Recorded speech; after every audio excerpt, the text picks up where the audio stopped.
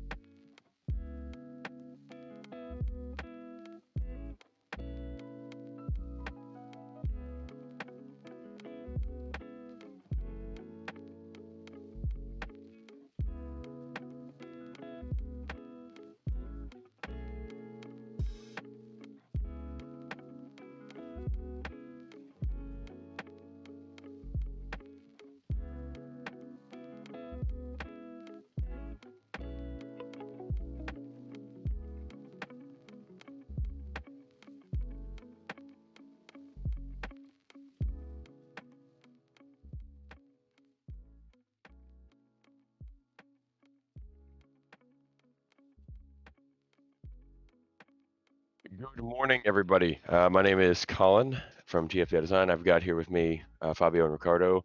I believe Josh will be around, but I think he's doing more of the community part of it today. First of all, welcome to our MD11 development stream. So today we're going to be working with a couple of different things. I've got some things I can show off, as well as actually working on it and talking about kind of how we do it. We've got some screenshots, of course, from the model and some updates there. We've got some things from the flight dynamics we can tell you about. Ricardo, I think, is going to show off some systems and talk about that, which we really haven't had a chance to go too much into yet. But that's kind of a general rundown of today. Of course, we'll be taking questions throughout the stream, and overall, the idea is to have a really interactive experience here. So I'll jump right in myself here and kind of show off where we're at overall. Over the last couple of months, I mean, what's Fabio? How long has it been since we did the last dev stream? Oh, a couple of months at least. At least a couple. It's been a busy couple of months. So part of the reason for our quietness is that we have been basically building a system internally that simulates the MD11 the way it's supposed to be. So unlike the 717, we did a pretty thorough job of most things, but there were definitely areas that we had to kind of force them to work. So the way we simulated the MD11 is, I'll even show it off here a little bit in this. We'll pull up one of my things here. So the DEU is the display electronic system. That's not what the acronym is, but it's more or less that. The way we've simulated a lot of stuff in the MD11 is things like this, where we have virtual plugs between systems. We actually have, the radio altimeter is plugged into the display unit. Then the PFD uses that virtual plug to access its data, which lets us simulate loss of data, lets us simulate system desynchronization, startup delays, things like that a lot better. But because of this system, we've had to do a lot of behind the scenes work, and I do mean a lot. Yeah, it's been a good couple of months of just working and making sure that we've got the adequate systems behind us to be able to build up this framework. The reason that I say all that too is that I'm going to run this thing right now. So some of what we have on my side today. So of course Ricardo's going to take over in a little bit. Some of the things that you're going to see on my screen today, it's going to look like they're not super far along. The point that we're at, we can add entire components to displays or entire systems within a day or two at this point, because we have the majority of the FMC built, and we'll show off the FMC. The FMC is very far along. We have a lot of the FMC built. We have the air data computer built. We have the FCCs more or less ready to be built. We have the radio altimeter built. We have the IRUs and GNS fully built. So a lot of those systems are ready to go, meaning that as we just plug and play things in, we're good to go. So this is what we've been working on this week. So we have our PFD here. I don't think I actually have a variable set. So Fabio, if you could drop me I your can send variable you set. a variable set. Give me about 30 seconds. So of course, same disclaimer that I always have. These images are things that we've taken from resources the community has sent us. The display, this piece here, is how it will look in the sim. The rest of this is just a placeholder for us. We use this for a whole variety of reasons that allow us to work on the plane completely separate. We'll talk about the models at some point today. Ozzy has been doing a absolutely fantastic job. He is really far along. Like, the entire cockpit is pretty much modeled at this point. Hence us recruiting modelers to come in and help with UV mapping just to speed him up. That's moving along really fast. But basically, we have a really asynchronous model with the way we're doing things right now that we're able to work on stuff and improve it here, test it real time. And so once the model drops in, it's gonna be kind of the same deal. It's gonna be very fast. So we'll start with some of the FMC stuff, because I think that's where Fabio and I spent most of our time over the last couple of months here. Assuming I can read here, it is 10 a.m. on a Saturday. There we go. Oh boy, yeah. The scales So off. yeah, so this tool is ours. So some of the little things like that, like the scaling, are just a little weird at first. So pardon me while I move it down. My other screen is a different resolution, so it's used to that. So basically, this is our FMC. We have these two are separate. We have our everything isolated the way it should be. Don't mind it saying FMC2. I just haven't fixed that yet. I can fix that now, actually. So we have two independently simulated FMCs at this point. We're working on a system that allows them to actually split. So again, if you have a desynchronization between the two, if you were to have some type of failure, you could accommodate for that and respond to it accordingly. The diff message will actually resync, and they could have their own independent setup. So right now, of course, they're synchronized because both are running. But all the stuff you'd expect to work works. Let's do a nice little JFK to Heathrow. I don't think that's a flight this does terribly often, but we can. Uh, all the things you would expect right now. And of course, we're not done with the FMC. I've still got to go through and do some of the heavier math stuff. We wanted to get the foundation right so we can do flight planning and stuff, and we'll show all that. So, I mean, if you guys want to send us even a flight plan, we'll plug it in here on stream. What better way to demonstrate than that? What could go wrong, right? Have a random user submitted flight plan. Yeah, I have a feeling there could be some bugs that show up with that, but that's what we love fixing anyway. Yeah, so that's the thing today. This is all work in progress, obviously. I figure it goes without saying it's a development stream, but there will probably be bugs that we'll see on stream today. There will be things that we need to correct. There will be things that we're both aware of and things we're not aware of that may pop up during this stream. Feel free to let us know if we don't say anything, but please don't take anything that's happening here like it's final. We are so far from the finish line with some of this stuff still that there's going to be so many iterations between then and now. This is more of just a way for us to show everybody where we're at and get everybody involved. So anyway, so I'll show off a little bit of this. We support a couple of things we didn't support in the 717, such as, you know, the multiple cruise entries and all that stuff. So if we do stuff like this, we can actually enter that temp and wind, same deal. Again, we're trying to, that doesn't, temp 30 degrees at 0, Cool. Do you want to make the screen just slightly brighter? Brighter. Oh, yes. Can do. There you go, thank you. Let's go full eye burning. So, you know, we can do things like this. These things will be factored in to performance calculations this time, different wind entries, temperature entries, as much as we're able to get data for, of course. So that's definitely something that we'll be working on doing. Again, the stuff you'd expect to work works. So we pretty much are stopping at what the real plane has at the time. We went from more or less daily operations in the 717. We're pushing it a lot further on the MD-11. We've got, you know, again, you got all these pages in here, but we've got a better system. We actually have simulated drift in the IRS. The IRS will drift throughout the flight. These pages will work in time. Like, of course, we can't fly it, so to speak, in that sense, in the current environment yet, anyway. So you won't be able to see a drift here, but they will drift. Will the MD-11 feature auto stuff climbs?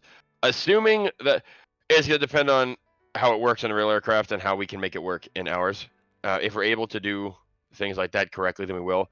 I actually haven't read up too much on how it performs as stuff climbs. Does it do it automatically by itself? Do you know? I don't know. I'd have to look at the manual for that. I could take a quick look. If you could, yeah, that'd be great.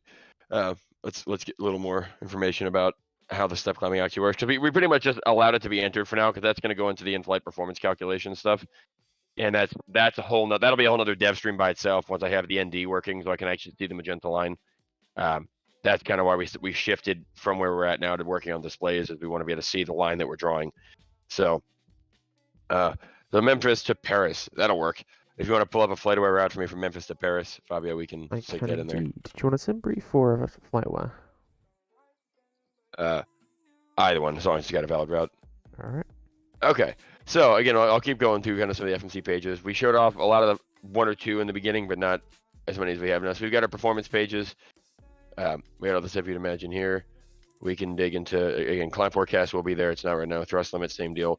We spent about a good 6-7 months pretty much just on the FMC, and that was 6 months each for Fabio and I. So we spent a lot of time on that, and we wanted to, A, we didn't want to burn out on it. B, we wanted to make sure that we were putting a rounded effort into it. So that's why we've stopped at a certain point. But again, don't take that as it's not happening. All right, I have a route for you. Although one thing, I don't know how it will handle this. Oh, let's see what happens. How bad can it be? Again, I'm sure I'll leak those words. All right, so yeah, let me stick in a flight plan real quick here. Oh, that's a bit of a long flight plan. Yeah. All right.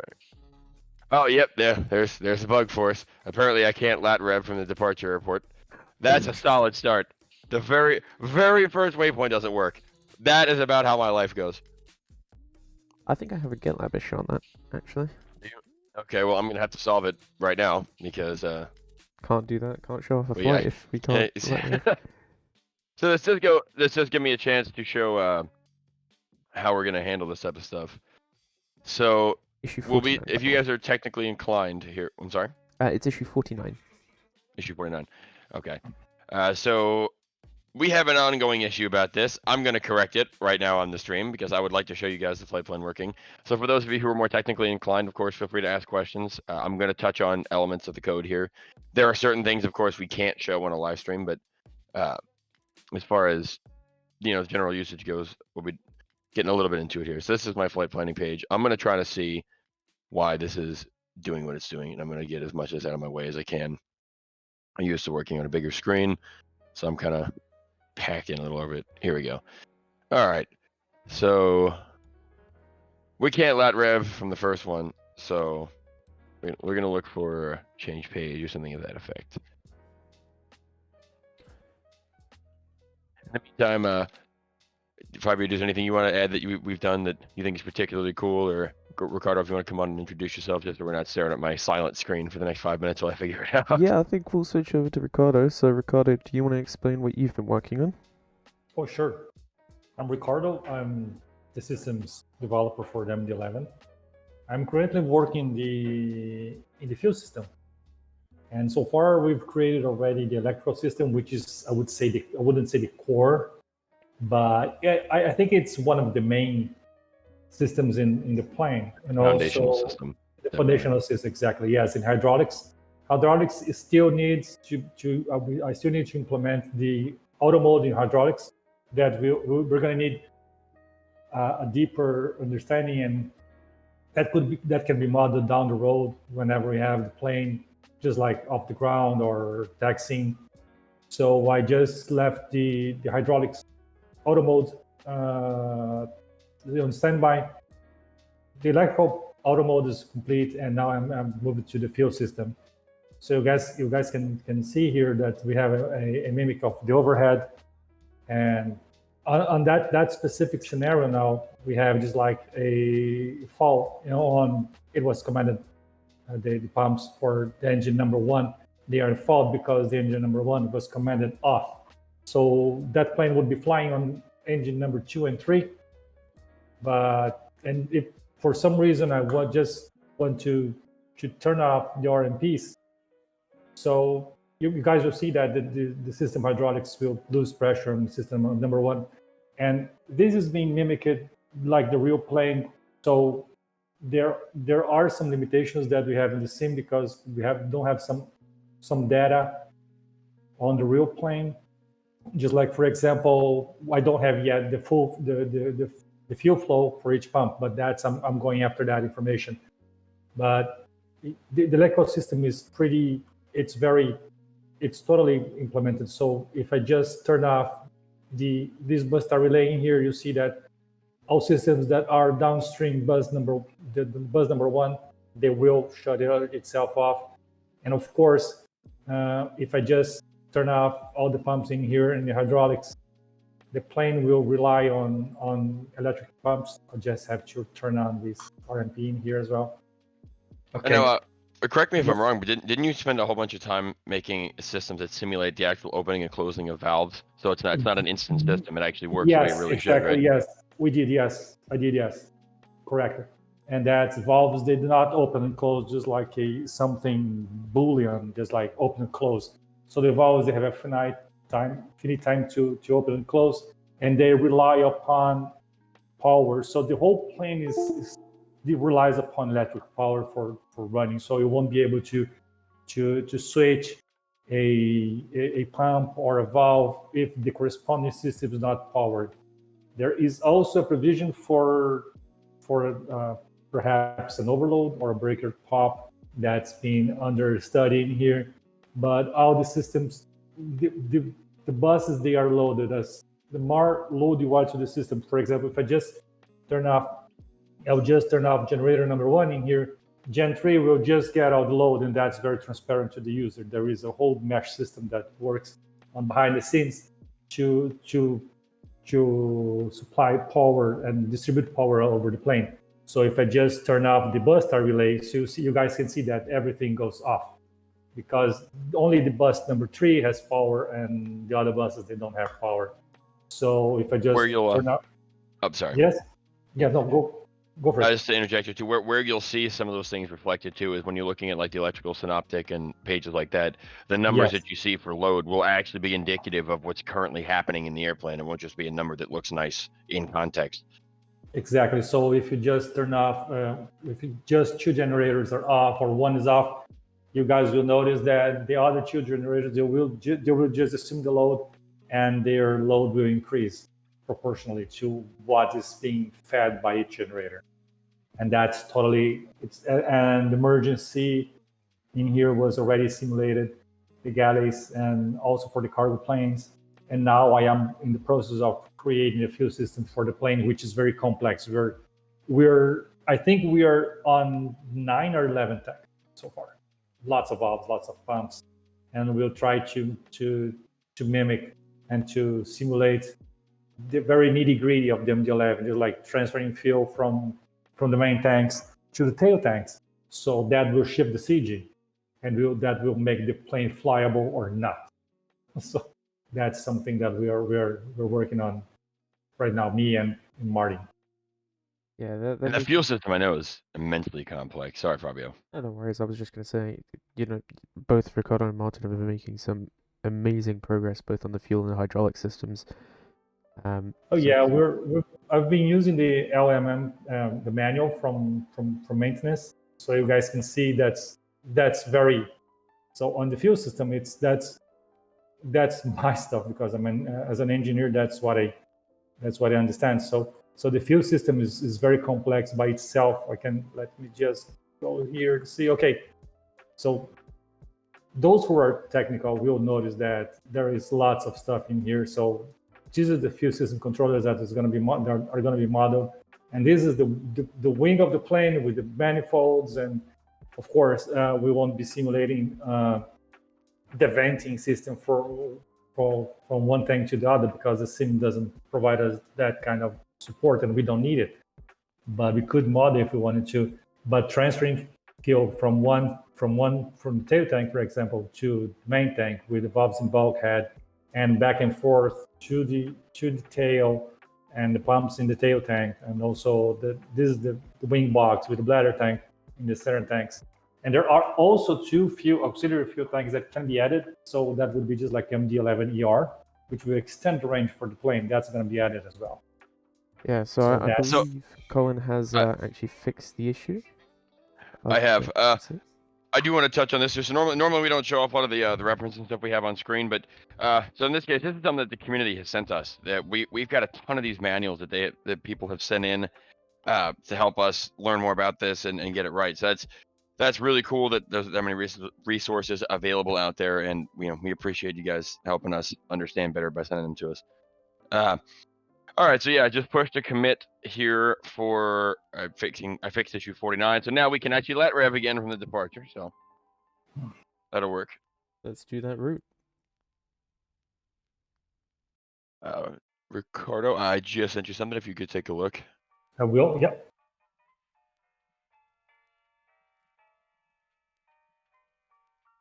So I'll give you the arrival and departure, like that, Colin. Awesome. Let me take a look. Yeah, we have Memphis to. Oh, good. I feel like I like having 3 screens until I lose something, and then I kind of just like flop around and can't figure out where anything is. You've got to try and find it in the whole spiel. Yes, there we go. Memphis to Charles de Gaulle. Let's do this. TFDI 11. The eye kind of looks like another one, so it's like TFD 111. 111. I don't know what altitude we would do this at. I know it was west is even, west is odd, east is even, right? Let me have a look. The other way around. Let me just generate the OFP and tell you. No, west is even odder. East is odd, west is even odder. West is even, so east is odd. Is it? I think so. Well, you know what? I can fix it here in a minute if we get it wrong. Someone in the chat will let us know. Yeah, east is odd, west is even. Yeah, that little trope is how I remembered it. East is odd, west is even odder. I'm like, that makes sense. Alrighty. So let me stick in a cost, nice, that fun stuff. Again, no company route for alternate, all that fun stuff. All right, temp wind we're gonna leave right now because I don't think it's very important for this particular flight. Now, my nav database, we're using what I think the same default database the 717 has right now, so it might be a little behind, so I might have to make some adjustments to exact specifics here. All right. There's that. Let's go in. We're doing the Jenna 7 departure. Yes. So, I missed Nashville. So we have all the stuff you'd expect. We have the ability to do, of course, that didn't seem right. That seemed like a long way away from the last waypoint. No, 500 miles. I thought it said 5,000. I'm like, that doesn't seem like the right place to start. Colin, do you want to I turn did the that screen on a up again? flight the other day. What's up? The screen brightness up again. Oh, yep. Because otherwise it's kind of difficult to see on stream. Sorry. No worries. So we, again, the 717 had a lot of this stuff too. We've got the ability to do, strong multi-strung airways, things like that. Stuff you'd expect. We've improved the behavior, of course, where we could. We have, I think, a better support for pilot-defined waypoints as well, considering that the MD-11 is much more likely to fly, and that's not an airway. The MD-11 is much more likely to fly in that track than the 717 was. Yeah. We do support proper lat long entry. We support place bearing distance. I believe we support place bearing too in this, but I'd have to look. I might be remembering another FMC Let me that I have worked on. check. I gotta fix this thing returning me to the top of the screen every time I enter a waypoint, because that's kind of annoying. Do we have a GitLab issue for that right now? I can create one. If you could. So far, it's holding up to the flight plan pretty well here. It's just driving me nuts. I got to keep clicking all the way down every time I enter a waypoint, which is not correct. I'll just back up and go the other way. It'll be a lot quicker at this point. That is a bug. Yes. So, well, I'm filling all this stuff out. If you guys have any questions about how we're doing stuff so far, anything, and you want to ask technically, so of course we're going to talk about the displays. I'm going to add a feature to the PFD today for the ATT fail when the IRS goes out and stuff like that, and we're going to try to add the compass as well. I think, Ricardo, you're going to be working on adding something today too as well, right? Yes, I am. Actually, I'm doing that right now. Awesome. See, that's why I like having two of us to switch back and forth. Is it's easier to not bore everybody while they're just watching me code for half an hour. Some find that interesting, but definitely not everybody. Usually it's all three. But I'm kind of just taking some questions from chat, so if you guys have any, make sure you write them down. We're happy to answer them.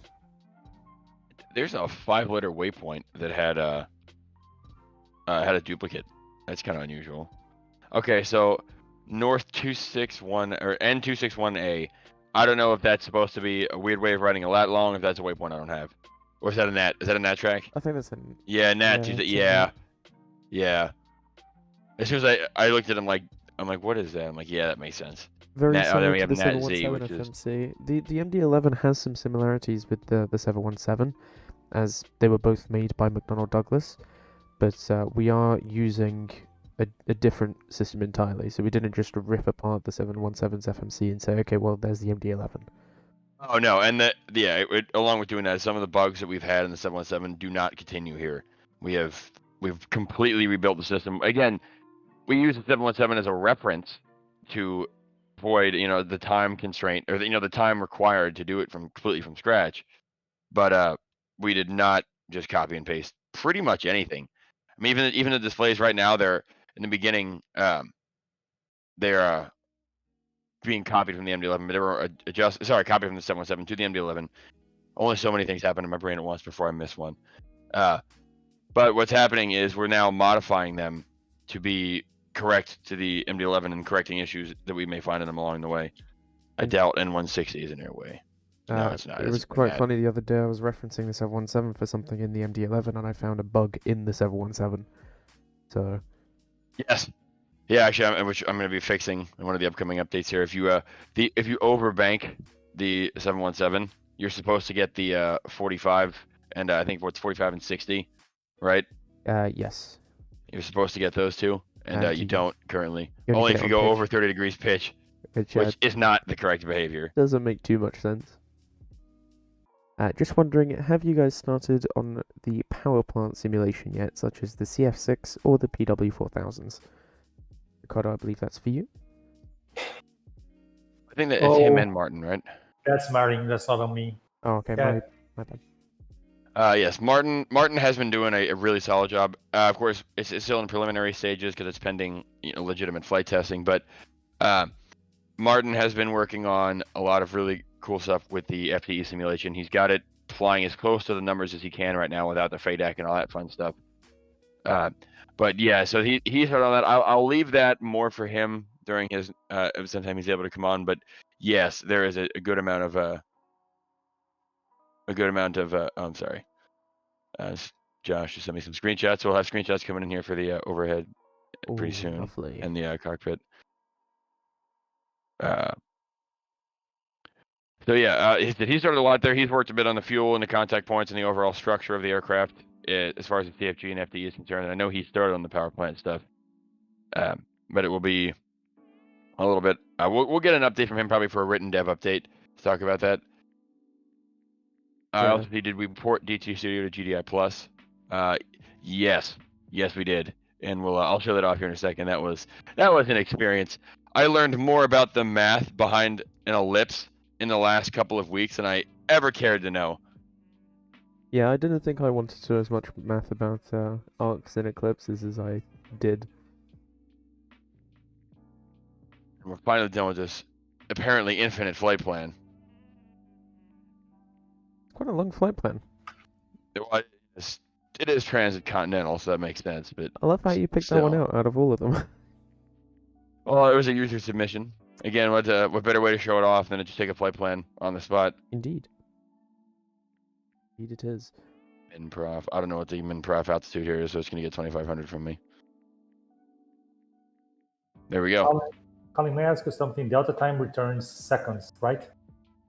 Yes, it's fractions of a second since the last iteration. Fraction of a second, or just like 0 point something, or just okay. That's yeah. It should be a decimal. Yeah. Thank you. So yeah, Colin's now put into the MD-11's FMC the longest route currently being flown. Obviously, So, yeah, without any altitude or without many altitude restrictions, just because we're not going into that too much detail. And they're just not in this one. So as well, Fabio did this page actually here in the FMC. So we've got vert rev. You've got all the stuff you'd expect. We also have RTA progress, which is not something the 717 had. I honestly forgot half of how this works. I'd have Not to gonna read lie into to the you. guide. Yeah, I know. Let me think of one of the. There's one of the. When you can enter a flight plan fix, I believe, and kind of tell it, look, I need to be at this waypoint by a certain time, and it'll do its best to accommodate the performance constraints or it'll do its best to modify the performance constraints to accommodate that requirement. So let me think. Raqqa, I think, is on the flight plan here. So yeah, so you can say, whatever. I don't think 220 Zulu is valid. Again, forgive my. There we go. So this would work here. Now again, once we have performance stuff in here, you would be able to then start getting performance information from it, or if it's even possible, that is. This is also available via the second page of the progress page, of course. Progress page is functional. Again, the calculations are not working at the moment because we have we don't have any performance stuff in there. So we have a question. I think I can kind of answer this one if you don't mind. It's how did you guys learn to program this type of stuff? Are there any written guides, or is it just applying existing coding languages to FS? So a lot of it is reading some of the documentation you have available, whether that's a manual or the Sims SDK. The other part of it is being able to apply that knowledge into a way that makes sense. So a lot of it is just maths a lot of the time, and being able to work with objects. So a lot of it helps that I have Colin, because he helps me a lot of the time, and he's been an extremely useful asset in learning a lot of the flight sim specific stuff. Indeed. To have somebody, so years ago, as you may know, I've been doing this for a good amount of years now. But in the beginning, it's just like one of those trades you kind of have handed down to you. Programming you can learn in a lot of ways. You can learn, from YouTube videos, from school, from friends, from your own study, from, whatever method, whatever format of learning works for you. But specifically in flight simulation, it's one of those things, like I feel like you almost have to have somebody teach it to you to be able to do it to a certain level. The information is out there, but it's so quirky and the learning curve is very, very steep coming into like gauge coding in the beginning. At least it felt like that for me. Yeah, it feels like that for me as well now. The information's there. I think it's just a bit placed everywhere. Yes. Yeah, and that's for the for P3D and FSX. We're not even talking about the sim that shall not be named yet. That SDK. We'll have fun with that another day. We will speak of another day.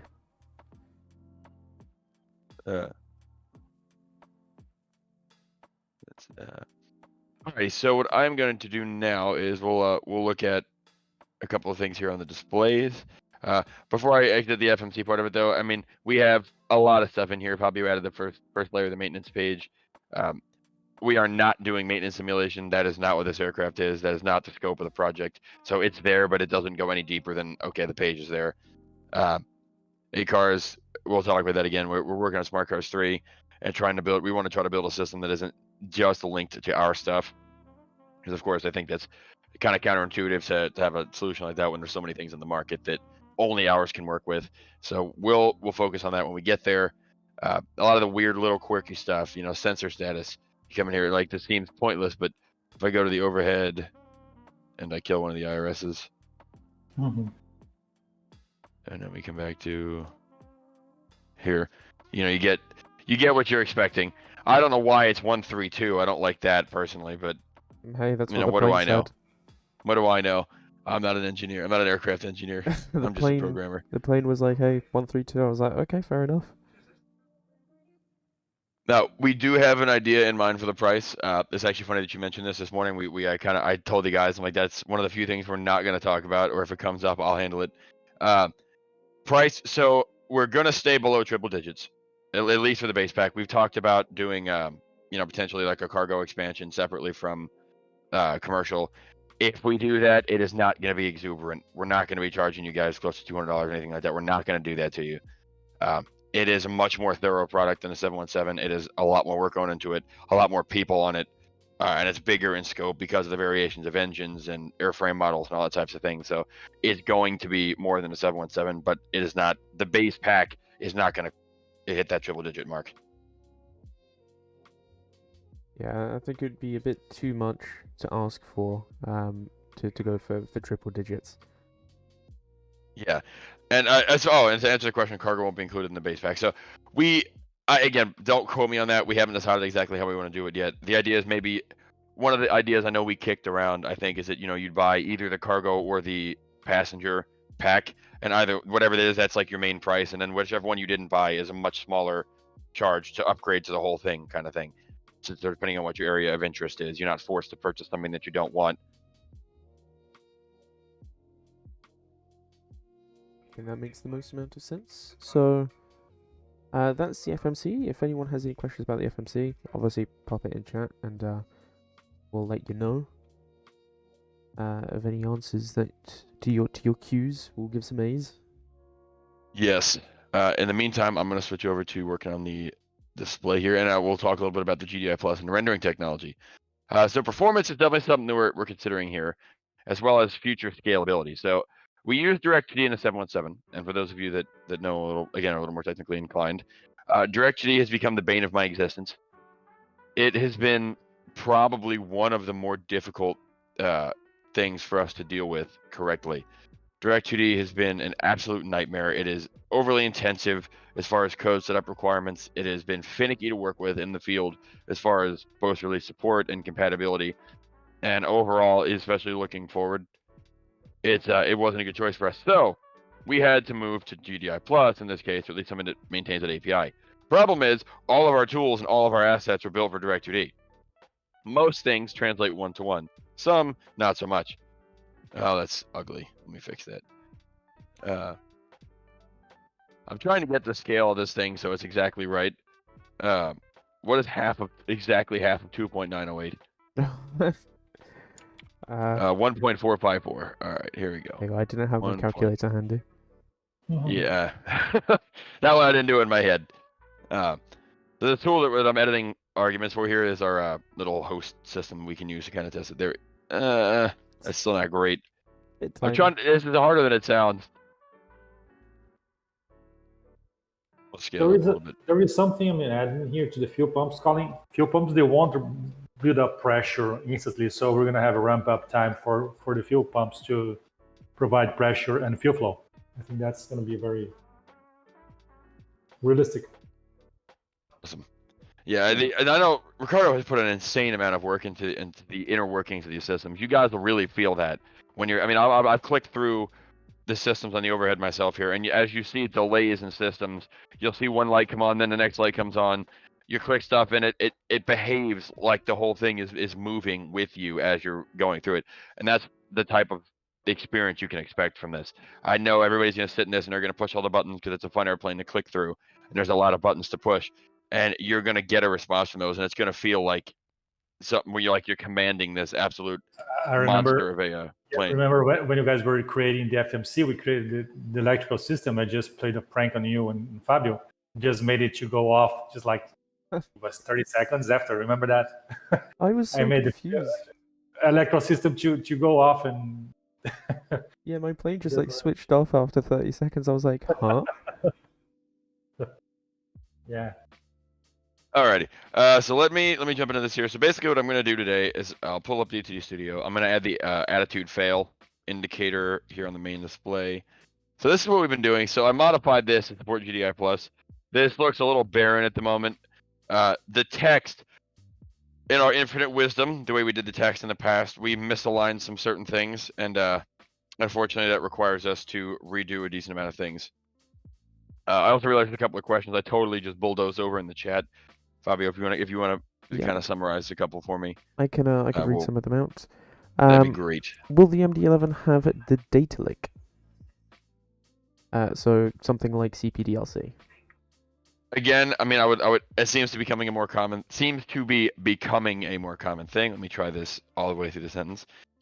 We're a little far away from working with integration with third-party software at the moment, but again, the idea is to be as compatible as possible. Even if it's a case of maybe us just opening an API for it or integrating directly with third-party stuff, we'll do our best. But I don't want to make any promises there. And the other one was, can we buy an aircraft a la carte? Unfortunately, we don't offer a la carte.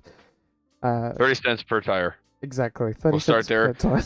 $10 an engine, 30 cents a tire, 20 bucks for each wing.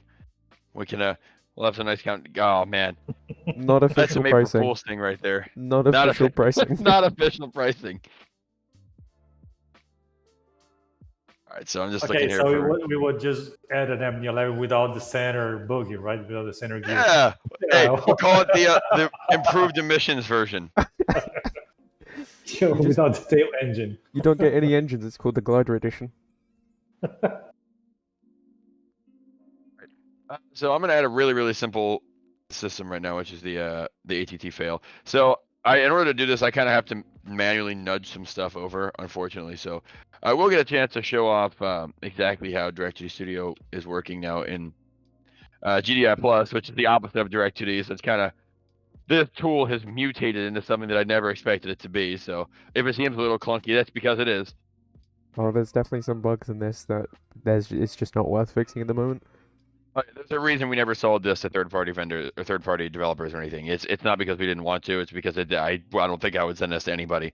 I'm embarrassed to send it to Fabio sometimes.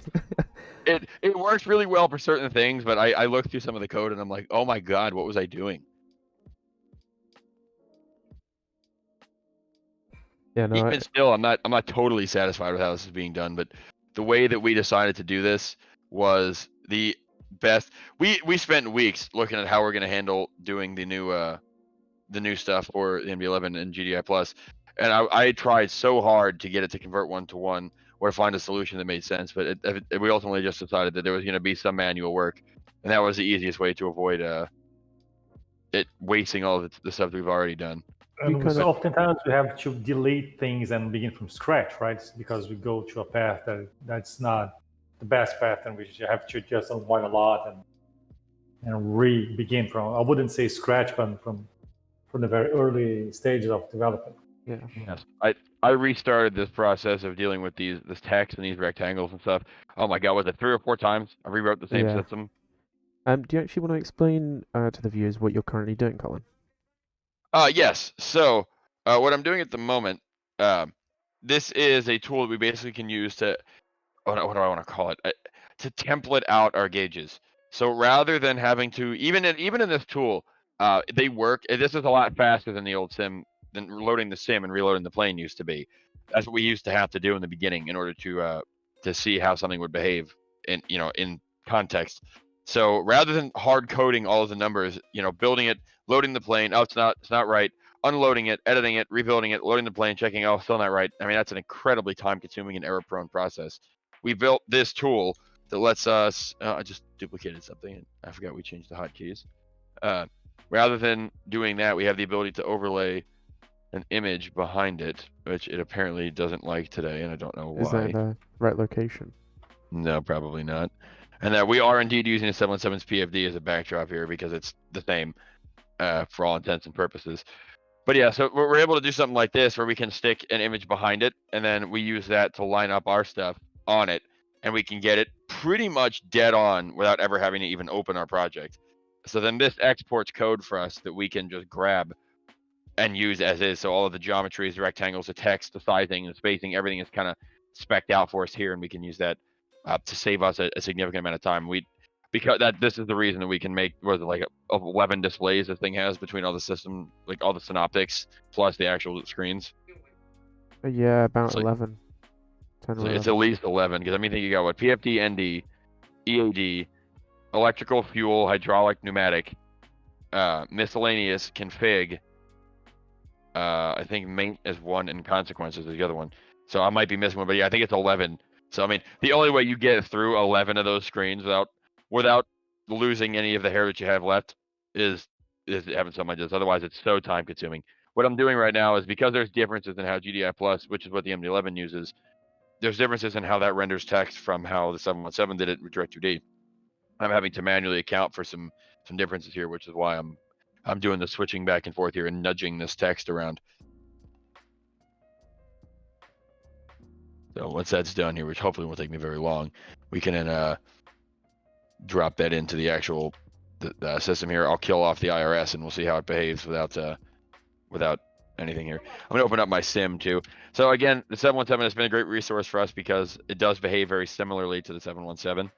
So where I'm able to sometimes open up the 717 and perform certain actions and kind of jog my memory about how certain specifics work. So that's the case here. I'm going to kill off the IRS and the 717, make sure I'm satisfied with the behavior, and we can go from there. And of course, you guys will get to see us do that right here on stream momentarily. It shouldn't take me too long, but if there's any other questions or things you guys want to add, then that'll give me something to talk about while I'm nudging text. At the moment, there doesn't seem to be many questions. Someone just said that they really enjoy the 717. We're glad you enjoy it. Hopefully you'll enjoy the MD11 just slightly more, though.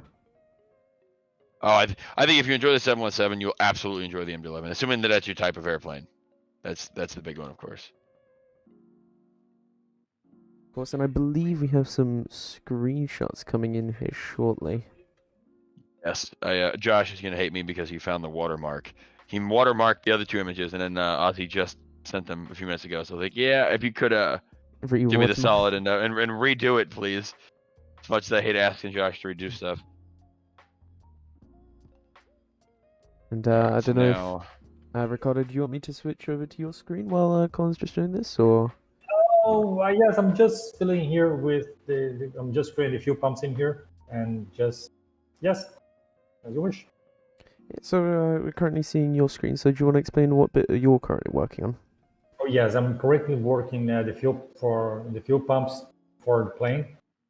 Actually, we have two types of fuel pumps. We have boost pumps and transfer pumps. But for all that matter, they will differ only on instantiation. Whenever I get the pump and I create, okay, this is a boost pump or this is a transfer pump. So I will change the flow for each of the pumps. Of course, boost pumps, they are more powerful. They provide more pounds per minute or gallons per hour flow than the transfer pump. So I'm just creating the pump in here, and that will entail I have a breaker for the pump, I have a buzz at the pump, will be connected to a load that, I have a repeated breaker here.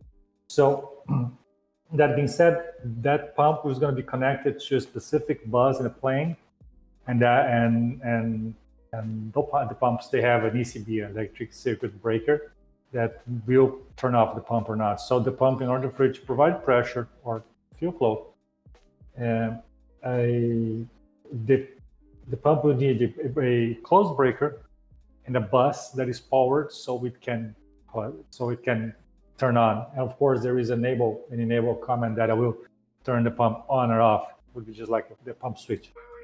And that being said, the pump will update, as I was telling Colin, this update function will do all of, it's not created yet, it's just, well, I'm still working on that. So the update function will create exactly the ramp up pressure ramp up for each pump. So you guys know that a pump, it's going to be, it will be quick, fast, but not instantaneous.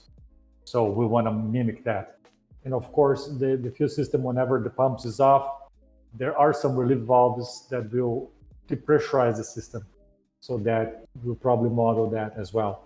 So the fuel system is still in the very early stages of development. And that's what I'm doing right now. I'm creating the fuel pumps, and I'm building that from bottom to top.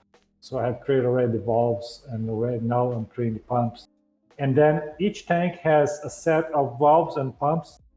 So I've got to have the pump and the valve already created and well thought in order to incorporate those into the tanks. So you guys may imagine that a tank has exactly a pump in it installed inside the tank. So that's the very same that will happen here. So you guys can see that the wing tank. So that's the main tank on the MD-11, as you may or may not know. Each wing in the MD-11, it has number 1, number 3 tanks. Number 1 the left wing, number 3 the right wing, and those tanks are divided between the main compartment and the wingtip. And we're modeling that so the wingtip will be the last used tank, and that is used so it will help. It helps in the real plane to make the wing not to bend that much with load.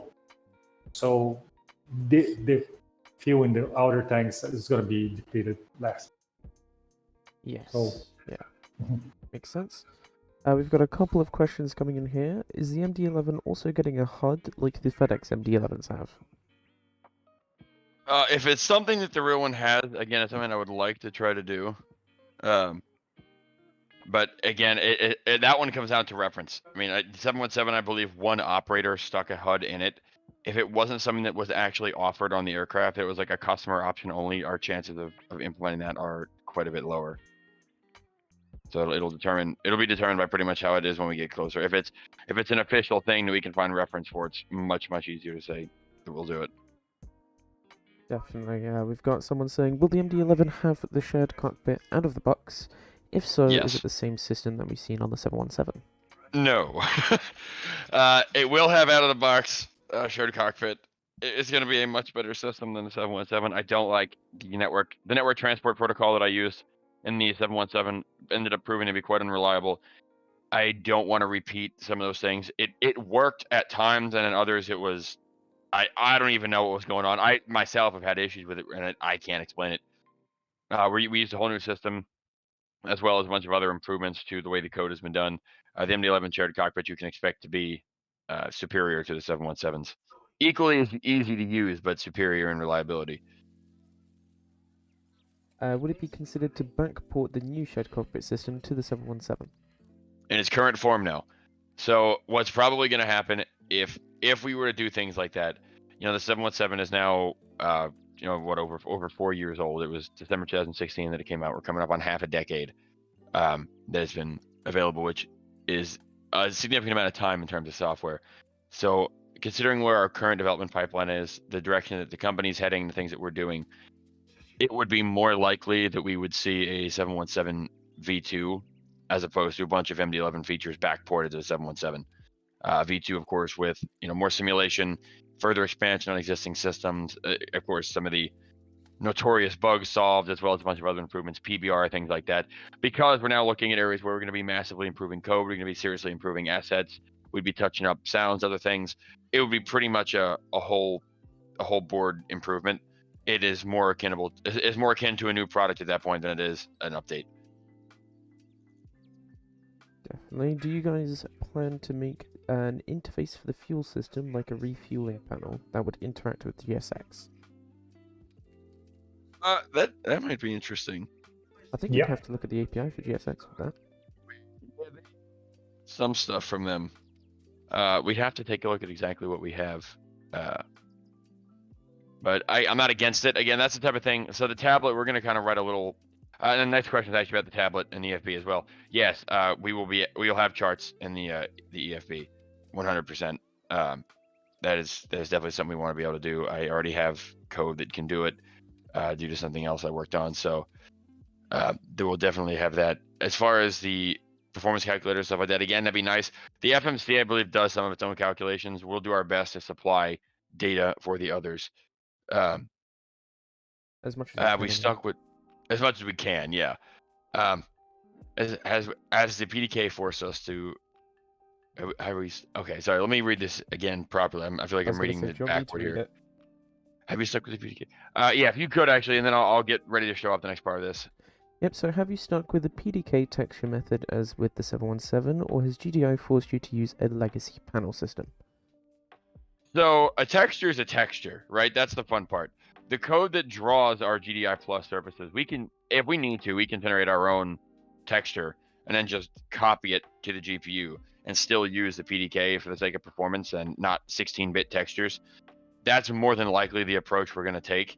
We'll, of course, always offer the option for the sake of VRAM and performance should someone want to do that. But being that we have a little more time to do this, right? Part of the reason that the 717's rendering is so awful for performance is because of the fact that we have to go from Direct 2D to Direct 3D 12 in P3 V5, and to make that happen, we go from Direct 2D to Direct 3D 10 to Direct 3D 11 to Direct 3D 12, and that's the only way we've been able to get any reliable performance on it in a way that makes sense for us in support. So that is not the most efficient or direct path to the destination. Knowing that, we've architected this system to be able to support a little more control on our side. So we'll be doing our best to get, like I said, all the benefits of the PDK, but exactly what specifics and what pipeline we'll use is kind of yet to be determined. Yeah, K-Buff just made a comment, that's a lot of Direct 2D. I remember the days where we had PDK to D2D 11 on 12. Yeah, PDK to D2D 11 on 12 was blasphemy. I should have just deleted that the second I saw the name. But terrible system. Yeah, I threw it out. Looking at your screen, so if you'd like to let us know Oh, what sure. you've been working on. Alrighty, so I finished up the text nudging. So we're gonna open up some of the things. So that when I talk about having everything split up, this is what I mean. So under systems, and we look at all these different things that we have. This is the level of detail. Every one of these things is an individual component. So you look at, we've got the IRU, the GNS, we've got sensors. We have a sensor simulation that rather than just get altitude, it simulates, is this sensor responding? Is it failed? Is it just not answering? What's going on with it? We've got all kinds of stuff. So the DEUs follow the same category, and I got lost here in all my folders. It's the only thing I don't like about this. There we go. So I'm just going to add the ATT fail indication here. That's really the only thing left, and we'll do that momentarily. I'm just checking it in the 717, making sure that I'm satisfied with the behavior. Yeah, so the stall feathers and the thing Fabio just added, actually, the roll triangle stays. So that's actually good that we added that. So let me just, I think I already have a region for this. Attitude indicator. Yeah, out valid. Good to see. Yes. We've got someone asking, so failures are being simulated to some extent. So here's the thing. I guess we might as well announce this now. We are building this thing to support down to the breakers. So if we're able to get information about how a certain system fails, we are looking to go much more in depth with the advanced behaviors of the aircraft, including components potentially not responding correctly. And I can even demo how some of that works here in a minute. So I'll again, that goes back to the whole splitting all the systems up. We have the ability to actually fail a component as opposed to it just not giving the right information. Again, I'll demo that exactly what that means in context here. Also, we do have the screenshots watermarked here, so I'll be bringing up some screenshots of the VC here momentarily. But let me add my little ATT fail thing here. I'm getting distracted. Yeah, All so, right, so what Colin said about the breakers, that is an exclusive to Twitch. I think we'll keep that under wraps in our devlogs for a bit. So, yes, you guys heard it here first. Keep it secret.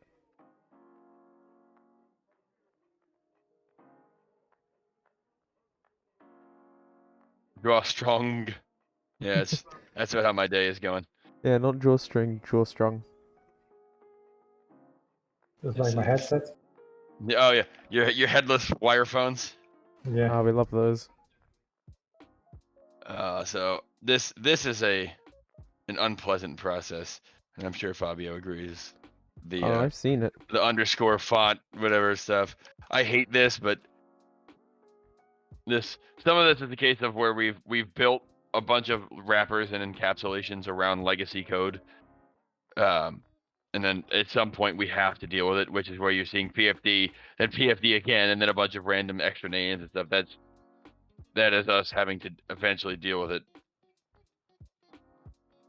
Indeed. So it's all named in a quite specific way, which relates to D2D Studio. So it's very easy to kind of know what information you need to get and put in back to the spell code. Someone asking about the Betty orals. Of course. Wouldn't be an MD without Bitch and Betty. Exactly. No, that's of course. And again, it reuses a lot of the stuff in the 717, so we have the ability to integrate a lot of that with seemingly minimal effort. Again, there are variances. We will make sure that this is not a copy and paste job. I want to make sure that's clear. Even though a lot of things are shared, we're not using that as an excuse to be lazy or do less work. The differences that exist will be simulated correctly, and both aircraft will feel distinct.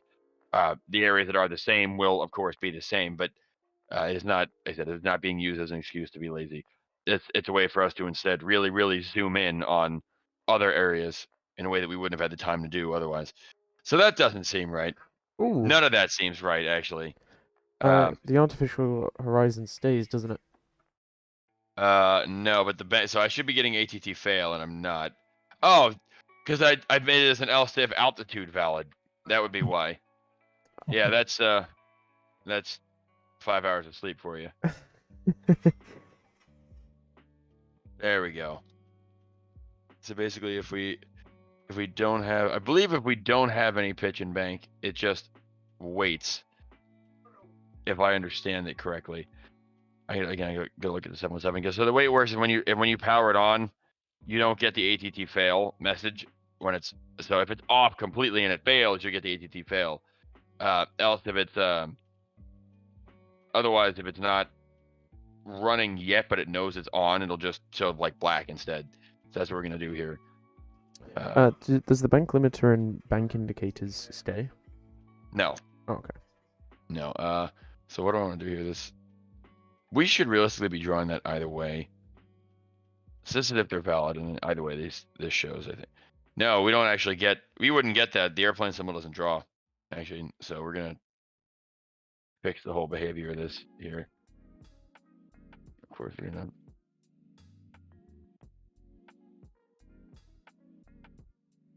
So let's stick this in here. I'm gonna make this into another into a bool here. As always, guys, if you have any questions, make sure to put them in chat. I know that both me and Colin have it open. I think Ricardo does as well, so...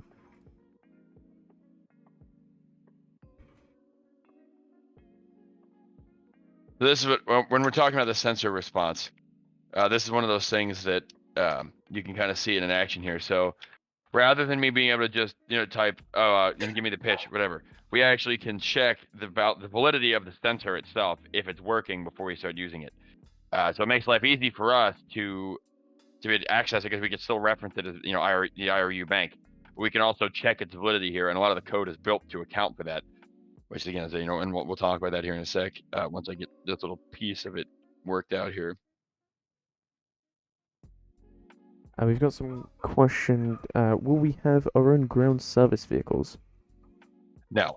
Well, I get GPU and GAU probably, but beyond that, no. There's so many services on the market that offer things like that already that no, that'll be the extent for us.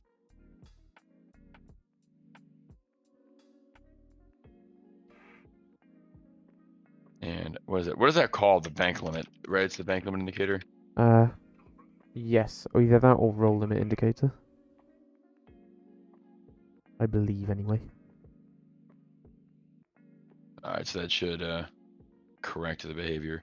I just wrap that in an if at valid. All right. Goodbye, IRS.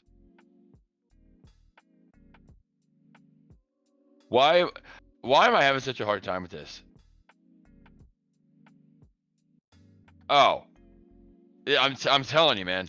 It's this It's the sleep. barely sleeping thing. So if either one of those sensors fails completely, you'll get the red ATT fail. Otherwise, you just won't get a reading. And I actually did see it say ATT fail briefly as everything loaded up here, so that's a good sign. So I have a thing enabled right now where basically it instantly aligns the IRS, but there's still like a half a second where it's aligning, quote unquote. There we go.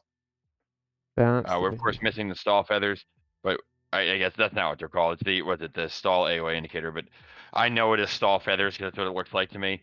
So the little blue feathers we'll add in there at some point. Same with the radar altimeter. We have the radar altimeter plugged into the display. We just don't have it connected. So that works. If I now turn on the IRS, it might auto align itself again. So if that's the case, then it'll come back to blue brown. Yeah, it's gonna auto align itself every time. But now it actually works. We have that. So let me solve a few of these little warnings here because I am extremely particular about certain things like that.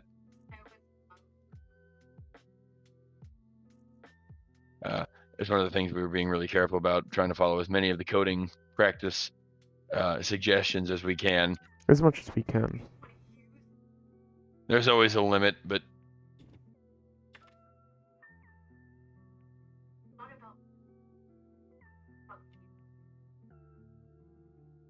that should do that, and we'll commit this here in a sec. Oh, good, it got worse somehow. I fixed 3 warnings, and now I have 4. If that isn't the definition of coding, I don't know what is. Yeah, I tried to fix an issue, created 5 more. How do you work out the initial gauge dimensions in the PFD? Honestly, it's a case of looking at the real displays, trying to correct for aspect ratio issues and perspective, and getting as close as you can. It's hard to get it exactly right. Yeah, I don't think you can ever get it 100% right at any point in time. Yeah. Will we do the converted freighter model? Yes. That's one of the options we've got our guys looking into. Is it the BCF or something, right? Yeah. BCF model. You've got a bunch of variations that we're looking into at the moment. More than I expected, truly, for what it is. Alright, and I think we're just about ready to show off some of the virtual cockpit here. Indeed, we are. So you want to watch it? Yep, well? I will. As soon as I get this committed here, I am determined to figure out why I created more warnings than I solved. As soon as I do that, we're good to go.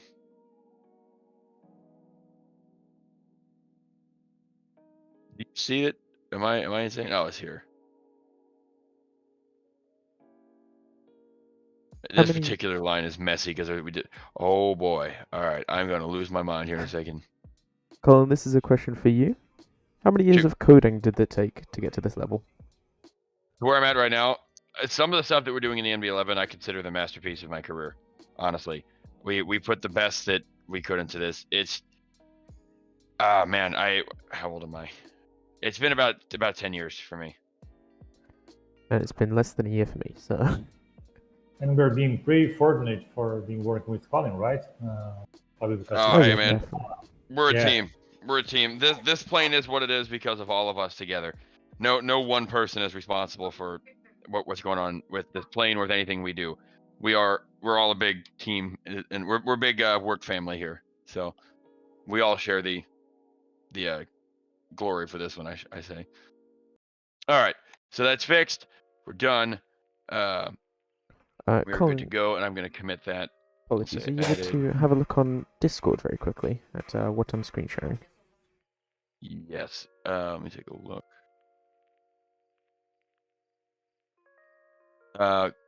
Yeah, that would be fantastic. Lovely. So we're gonna switch over here to a little reel for you guys of the. Oh, we just jumped to 130, so that's awesome. Welcome to Very everybody nice. here. You came in at the perfect time. We're about to show off the new VC renders. Alright, we ready? Let's do it. So here is some of Ozzy's incredible work in the virtual cockpit. And I do want to comment. He made a point about the holes in the top of the shell, and I'm going to quote him because I think the way he put it is best. Of course, work in progress. He says, and I quote, "The holes in the ceiling break the immersion a little bit, but I've got some drywall compound that should fill them."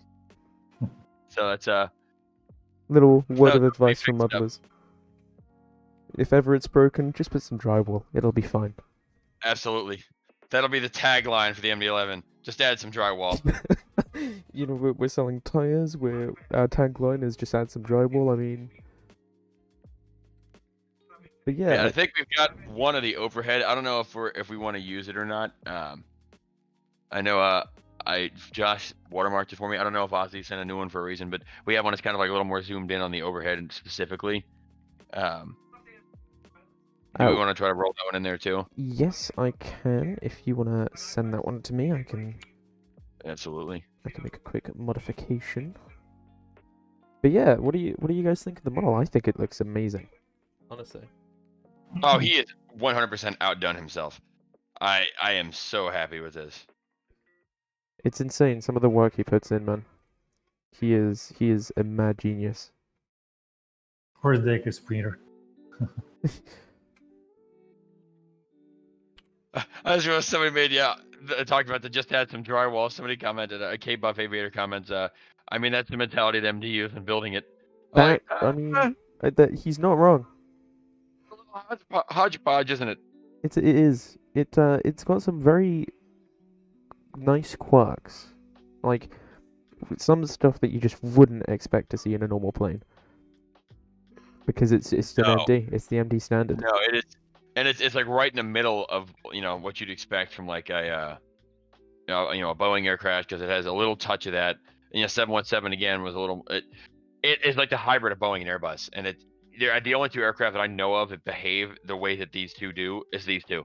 I can't really compare the 717 and MD-11 to anything other than each other. No, because you can't really go, that's Airbus like. It doesn't Yeah. really work. You get some pieces like, oh, I guess that kind of makes sense, and then you're like, oh, it kind of makes sense, and you switch to anything else, and you're totally lost because that's what makes it so much fun, though, right? They're unique aircraft like that. So we're adding in another a third screenshot here to the rotation that is a little more zoomed into the overhead. Now, full disclosure, this picture is about 3 months old, so there is a solid chance that it's got some things Ozzy's fixed in the other two. So if you see anything out of place again, don't hold it against us or him. It's just a little more zoomed in on the overhead and some of the detail there, so it's figured we'll add it in. Yes, just adding in the thing for it now. And I do want to comment too again. So somebody made a comment about the price. I'm not sure if you were here when we talked about it earlier. We haven't announced an official price, but we're going to do our best to make it something that is not going to cost you half your paycheck. Of course, there's always going to be. We have to make sure that it makes sense for us. There's a lot of things to be discussed there, but overall, we're not going to break that triple-digit mark with like the base pack to get you in and flying. No, I think that'd be too much to ask. Yeah, the stream dropped for a second there because we just switched to a new video source. It should be back up in a sec.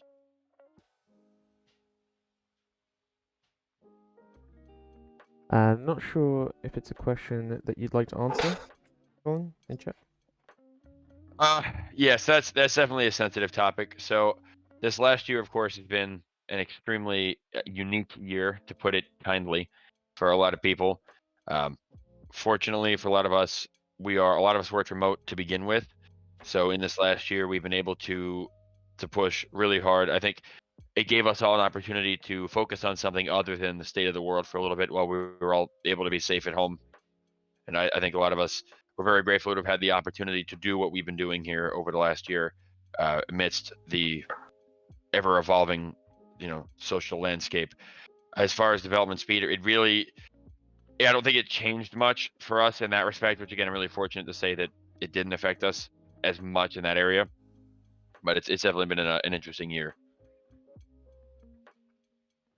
It has indeed. PT6 Sim asked what about he just asked why are the thrust levers on the overhead panel? Those are not thrust levers. Those are fire extinguisher handlers. Okay, so that's for putting off for Oh, fire I didn't extinguisher see purpose. those. That's an interesting design. Yeah, because I guess it's not on the main panel. Normally, you have like in the 717, the two fire poles pull out of the main panel. Yeah, And if you guys look at the real images, they are huge.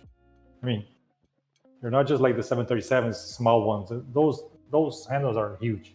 No accidentally pulling those. Yeah. You're pulling that. And you see the guard behind them too, so you can't like walk in the cockpit and bump them either. Yep. That looks incredible though. There you go. There's some nicely new rendered screenshots for you guys. Hope you like them. From what I see in chat, there's very good reactions from it.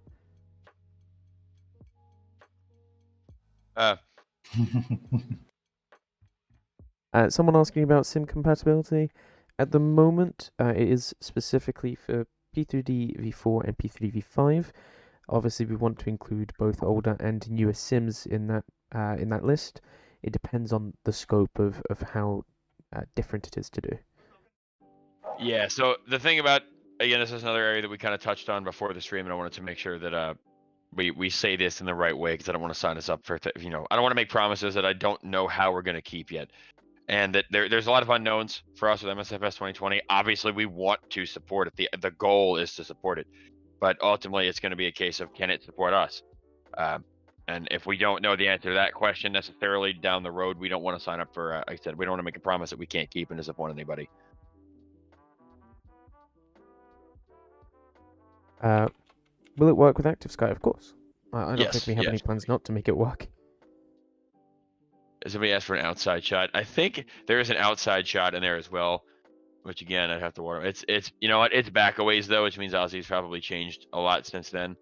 Yeah, So, I think our latest outside render it would be on the development guides. Obviously, our forums are where we post the development guides, so it would be worth keeping an eye on those forums since they do include quite a lot of the development guides. I think someone was just asking about poly count.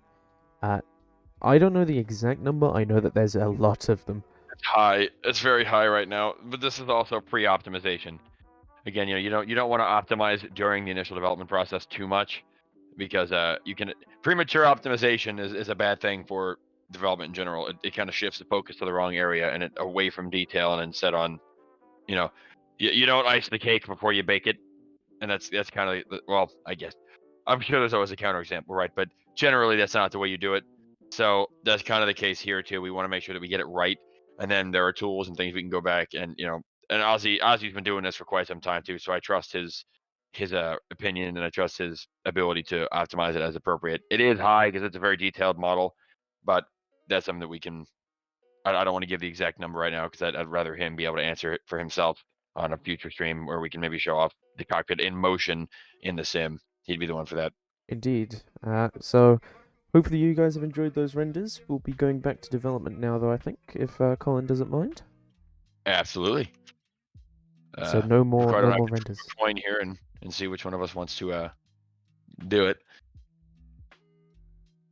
We're good, man. So, all right. Well, in that case, I think I'll try to add the stall feathers today too. And I was gonna add the compass, but the compass honestly sounds like a pain right now. I'm not gonna lie. It's there's a lot that I have to do for that, and that I don't think that would be as interesting for the viewers either, because it's gonna be a lot of me sitting here and not speaking for 10, 15 minutes at a time while I figure it out. Yeah, just being there like, why? Yeah, that seems to be how a lot of my life goes. I mean, we can give it a try, but I'm gonna add the stall indicator or the stall AOA first. That shape already exists, so it's much easier to move it. Now what I'm going to do is I'm going to move it to the middle of the display so we can do a constant offset. Now let's play the can I remember what I named it game, because it's probably called stall feathers. If I know myself, it's called stall feathers somewhere.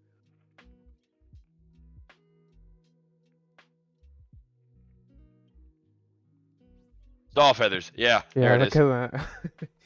I knew it. You know yourself. Guys here. So basically we're gonna shift that down to the dead center of the display.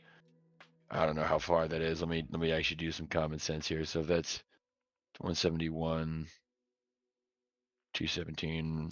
What is 171 minus? I don't know what I just typed. There we go. 217 minus 171. So the numbers Not Colin, that. the numbers Colin is referencing is at the top right of the screen. They refer to the position on the actual PFD where they are.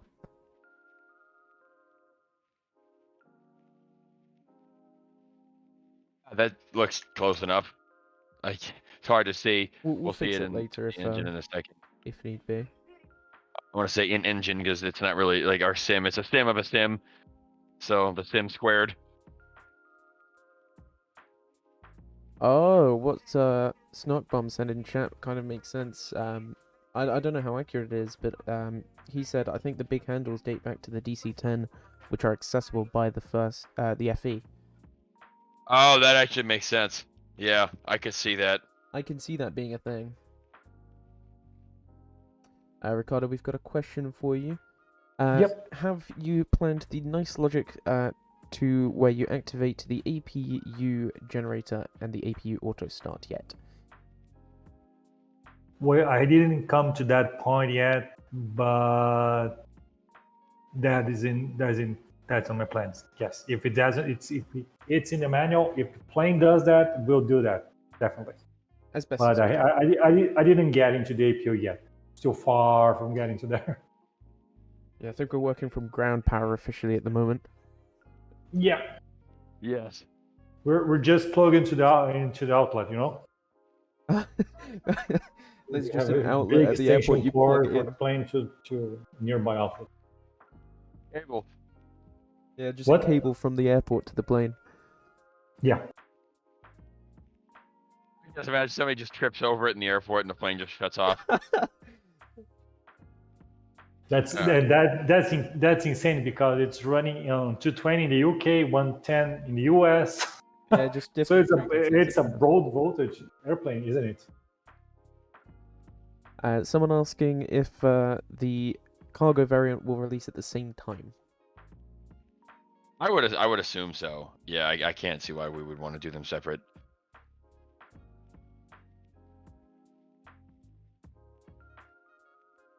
All right, and I'm going to absolutely copy and paste my logic here for the 717. This is the case of where I was talking about how we can benefit from existing logic. So that logic there is the one that I wrote for the 717 that already works. So I'm commenting it out for now, so that way I can connect it to the ADC later, because I don't think we have an indication of stall AOA yet. I think that's a function of one of the computers, potentially. So I need to add that in later. For the moment, we can add the stall feathers now though, and just lock them at 10 degrees as they would be on the ground anyway. Yeah, so there are times in which copying it makes sense. Other times it doesn't make as much sense, either because it's outdated or it's not as efficient as it could be. In those cases, I think, is where we decide to change things.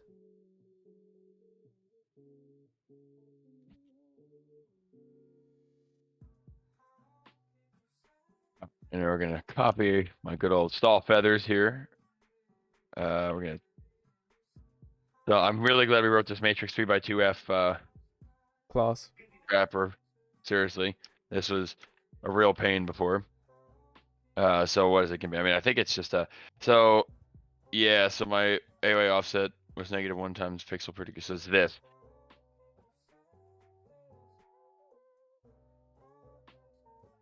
Just all of that.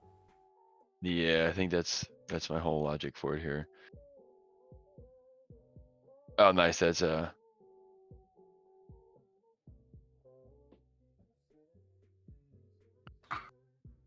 Actually, no. So that won't even be. So this will be done differently later. So this will be literally because the AOA, the computer is. So this is what I'm talking about how where we move things, right? So the PFD is not the system. So actually, this is a great thing. I'm going to back up for a minute, and we're going to talk about the reason we just made the decision that we're about to make here, and what that means for the project. So it may seem like a small thing. I didn't copy and paste that whole formula. It at a glance, it's not a big deal, but it's the paradigm that it represents. So realistically, if you think about this, what I'm writing right now is the displays, the PFD itself. So the PFD in the real plane is not going to be the system that calculates the stall AOA. It is not going to do that work. It is quite literally just going to get told, draw this little blue stick here, and that's it. Another system somewhere is going to decide where that blue stick is. It's going to decide what your stall AOA is. It's going to decide all that information, and it's going to feed it to the PFD. So rather than me doing what I was about to do and calculating the stall AOA in the PFD, we're going to calculate that somewhere else where it would, in a simulation of the component, computer, or function that would actually do that, and export it to the rest of the systems. What this means is that the rest of the systems that consume that information are able to then do it correctly. They're able to determine, is the stall AOA system working? That lets you simulate failures. If you want to have pitot blockages that report bad information, if you want to have breakers fail that disconnect systems, boom, it doesn't update anymore. Now you don't have a stall indicator. You have the ability to fail downstream systems based on an upstream decision. Because of the structure that we're implementing in the rest of the aircraft, we're able to do things like that. So the MD-11 so far has been the culmination of a lot of little decisions like the one that I just made between me, Ricardo, and Fabio to make this entire aircraft actually build on its own foundation in as close of a way to a real airplane as I think software is going to allow us to reasonably do. Yeah, I think we've got to strike that balance between how much code we put into getting a behavior to work, and to being as realistic as possible, but also while being extremely efficient. We don't want to simulate every tiny little behavior if we can recreate it in one line, for example. Yes. Yeah. There's you want to, like Fabio said, it's a balancing act between efficiency and the real aircraft. Like, we're not simulating the individual particles of fluid between lines. Now, are we simulating the amount of fluid in the lines? Yes. Are we simulating the atoms in the fluid? No. And I know that sounds silly, but at some point you have to be able to draw that line between realism and it's still a computer. You don't need to do that. But we drew that line much further on the side of it's a computer on the 717, and we drew it a lot closer to it's a real plane on this one, at least as far as how we approach the overall structure. And you'll feel that when you fly it. You'll feel that when you see everything and how it links to each other. You'll see increased electrical load relating to potentially slow down other systems, the ability to pop breakers or pull breakers and see things flicker and fail. Being able to see the displays actually represent what's truly happening to the computers, not just a relay of basic sim data. It's going to feel a lot different than a 717 in that respect. Will we see an updated version of True Glass with the MD-11 with icing, snow, and maybe at St. Elmo's Fire? St. Elmo's Fire, no, probably not. Snow it supports already to an extent. Icing, we actually do have. We were going to do icing for the 717 and True Glass originally. We have some of the assets for it. It has just gotten to the bottom of the seemingly increasingly long list, and the demand has been overall relatively low. We instead focused on optimizing and improving what was already in Real Light and True Glass as opposed to adding more. I am not against it, and I think that'd be a cool thing. I know somebody asked earlier on if we'd see any new technology in the MD-11. We don't always know necessarily. We kind of will add some of it as we get there. I do think like icing would be nice to have. But as far as other new technology, again, it's True Glass wasn't even really expected in the 717. We kind of went off on a tangent one day and realized we could do it and made a whole thing that way. Same thing with the tablet. So there's no telling what, as we progress through it, what we might together as a group go, oh, it'd be cool, and then do it, because a lot of things start that way for us. Yeah, definitely. I think that the most interesting part of doing that is trying to translate into software things that are pretty easily achievable in the real world, but in software is something that may turn into a nightmare or something hard to achieve. I remember when we were creating the mesh system for the electrical, If we Oh, put yeah. wires and switches, that's pretty straightforward. That will flow easily. But doing that in software is something that took us a lot of brain power, and we managed to do that. And thankfully, it was just great. I was just talking to Fabio before beginning the stream about the manifold, how I'm going to approach creating a pipe where fuel is going to be flowing. Because if you have two pumps pressing fuel into a pipe, you're going to have twice the flow than one just a single pump. So that's going to be modeled. That's going to be so. If we're transferring fuel, for example, two pumps will transfer twice the fuel for a specific tank. So that has to be taken into account. It's just that, see, if two pumps or three pumps or four pumps are pushing fuel into a single tank, that tank will fill up really fast, and that's going to be modeled. That's going to be created. Yeah, definitely. Yep. Actually, so again, we're talking about how we plug things into displays here. So I'm actually having to do that right now. I need a reference to the FCC. So rather than us just hard coding references or anything like that, I'm actually going to add another virtual plug to the flight control computer, because that's what gives us our weight on wheel sensor.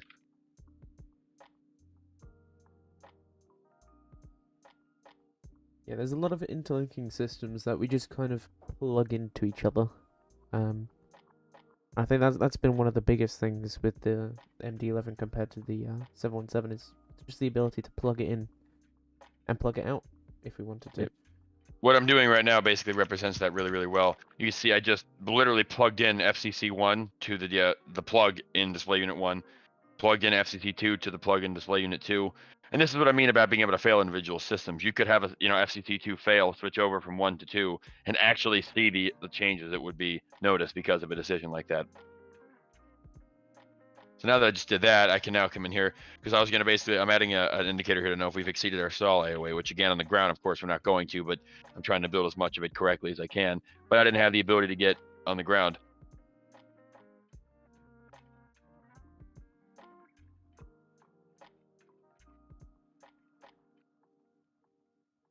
So I guess we want to do, if not, I guess it should be 0.0.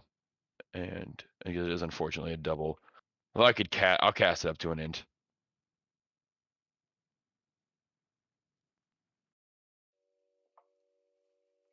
And what else did I do here? So in pitch and not ATT fail.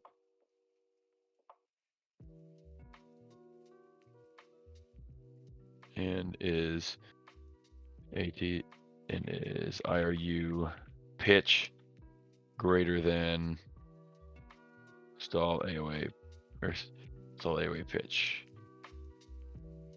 So if we're not on the ground, we have valid pitch indication, and the pitch is greater than or equal to stall AOA. So that's our indication of whether or not it'll display in red and kind of like and blink at you or whatever. I think that's what it does. It blinks or something like that. But we'll use that here when I draw this, and we'll do, if it's failed, or if we've exceeded it, we're going to draw it with a red brush instead. So we have a question about the sound design in the MD-11. Will we be modeling separate sound models depending on the view? I know this is a popular request, and I've seen how cool it can be in other aircraft.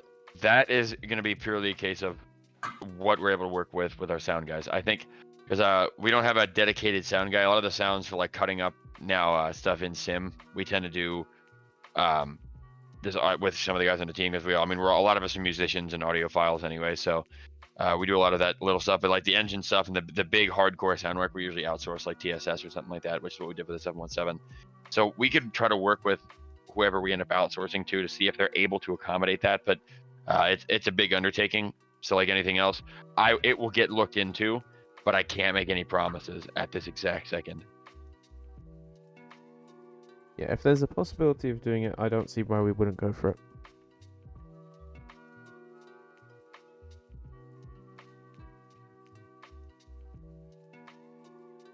And I think my stall feathers are about to work here. Ooh. Even though that's not what they're called, but... Stall AOA, Colin. Stall AOA.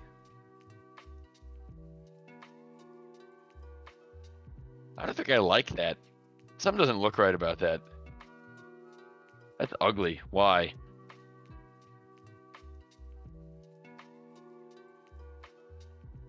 Is there a different red, maybe?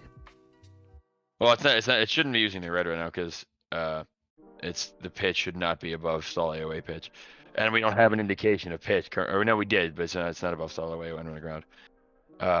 Let me try using our thirsty rounded here. So that might give us a.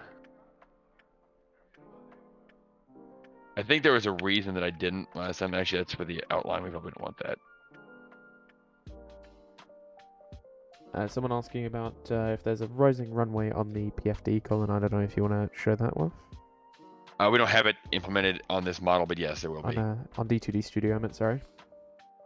Oh, yeah. Is it even showing on D2D Studio? I believe there's a model for it in D2D. It's in there. Yeah, to answer the question, yes, it's in there somewhere. I don't know where it is. It's buried in one of my things that I have probably disabled at the moment. But yes, the rising runway and stuff like that, and the AOA indications and all stuff that you'd expect for that type of approach, you'll have, yeah. Okay, that looks a lot better. You just needed some rounding. Okay. Thirsty rounded. Thirsty rounded. Yes, that is looking a lot smoother now, though, definitely.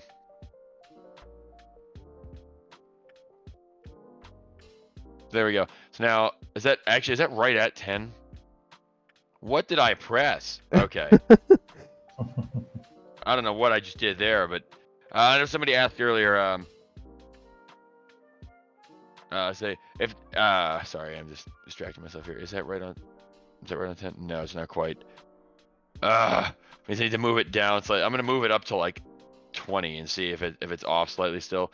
So one of the things we've been looking at recently is like trying to find the right center point for everything. So it's I'm not gonna stress too much about like a 1 pixel offset at this moment, just because we're not entirely sure if our center point is even right at this second. So we'll correct. We're gonna be correcting that in the upcoming week. But that is extremely slow, boring work. Yeah, it's just slightly off. That's extremely slow, boring work that I'm not gonna bore you guys with on stream. So hell, we don't even want to do it. So I definitely don't want to make you guys do it. After but it's finally, about 2 hours of just moving 1 pixel down, 1 pixel up, 1 pixel left, Yep. 1 pixel right. Alright, now if I kill this off, go back to cap instrument. Boom, there we go. That's actually looking pretty cool now. Look at that. Look at that. So I'll commit that in here, and then I mean we can add the well, I think the last thing I'll add. So we were trying to wrap this up right around 12 to about 30 minutes. So if you want to head back over to Ricardo for a minute here and kind of look at what he's doing, I'm gonna try to add the radar altimeter to the bottom. Of course. So now on your screens, you can see Ricardo's screen. Okay. So I've just created a pump in here. Just follow what I've created for the hydraulic pumps. So I just created those for the fuel pumps. And as you guys may know, a pump will have a nominal flow that's pounds per second. We're going to be using pounds internally, and so there's a nominal flow, output flow, and the pumps are powered by a bus. I've told that before. So I've just created a functions for the bus in here, and allowing the pump to be changed, so to be powered by another bus. That will happen in case we have a generator failure, and so imagine we have the pump that's being powered by Gen 1, and that specific generator goes offline for some reason, maybe an IDG. So the engine is still running, but the IDG is off. So that pump would be off. So that pump would be plugged into another bus. So I just created a function that will allow the pump to be moved from one bus to the other. Every device in the plane, even the devices that is coding now, they are loads that are hooked into a system. So the electrical system will provide power to all the loads in the system and will load the generators accordingly. So what I've done, I just created a fuel valve. So the valves those are solenoid valves. So they are really fast. So the timing for opening and closure we're not modeled yet, but that's going to be done. That's going to be done down the road. and I've just created fuel pumps for the tanks. So the ramp up value and down value are just created in such a way that the pump will not build up pressure instantly. So in that sense, we will have a ramp up and ramp down value that's going to be a function of the nominal flow, because that depends on the power of the pump. And of course, there's going to be a specific ramp up ratio for each pump that we'll get from I'm getting in touch with some mechanics that could provide me some information on that. So that's what I was doing right now, and I'm just the process of creating all the structures for the tanks in here and building that up. So that's it, Fabio. Yeah, that was very interesting. I love hearing about the systems, honestly. It's a bit I don't really get to work on as much, and just seeing it kind of develop and grow is quite cool. And every object, I mean, the tanks and the pumps, they all update per second. So they are not instant. They update in every second. That all those components are updated in a row in such a fashion that everything happens as a function of time. Nothing is just instantaneous, and that provides a very real life simulation to the user. Yeah, definitely. So I think, Colin, you ready for a switch over or not just yet? Why not? And also, if you could reference your DMs on Discord at some point. Yes. Apologies. Sure, yeah. I like that. Lovely. I know that I used ground altitude somewhere. Rad alt valid. Where did I actually ground? read this? RA altitude. Yeah. So I know I did. So I just added an option. I added an option in for the. Apparently, some airlines can turn off the radio altimeter display, which I find strange, but what do I know? Interesting. I'd never heard of that being done before. No, but it is a thing. As weird as that is. So I'm gonna actually move the red alt flag, and we're gonna. I'm gonna stick these up here outside of this radio altitude. Where is it? Where did I put that? I might honestly start sticking some of these validity flags up the top so we have the ability to easily access them throughout the use of the display. I think that's what I'm going to do on some of these here. In a region, of course, but...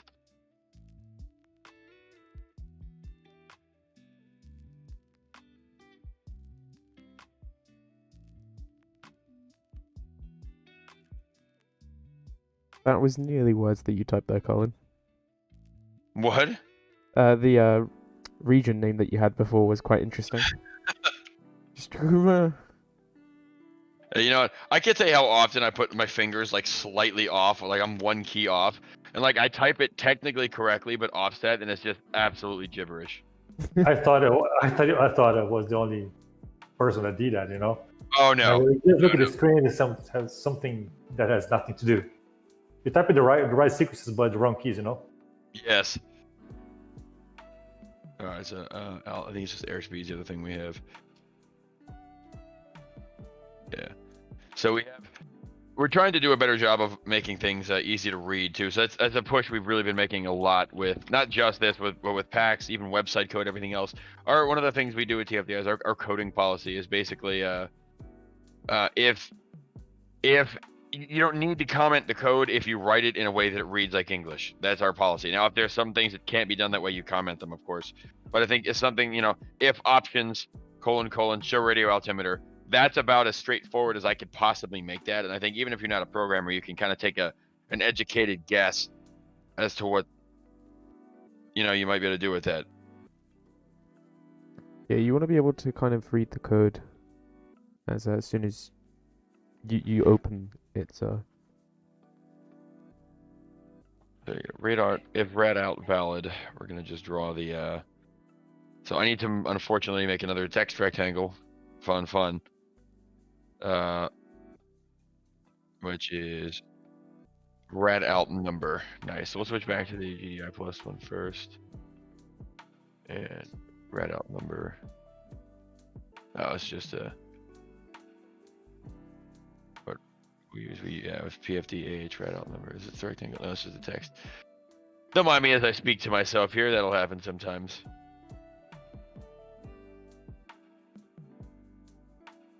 I think that happens with every programmer. I think so. I don't know. I'd like to think so.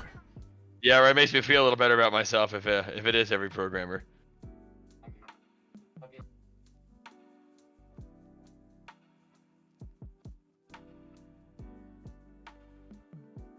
All right, so let's just nudge this down as we do.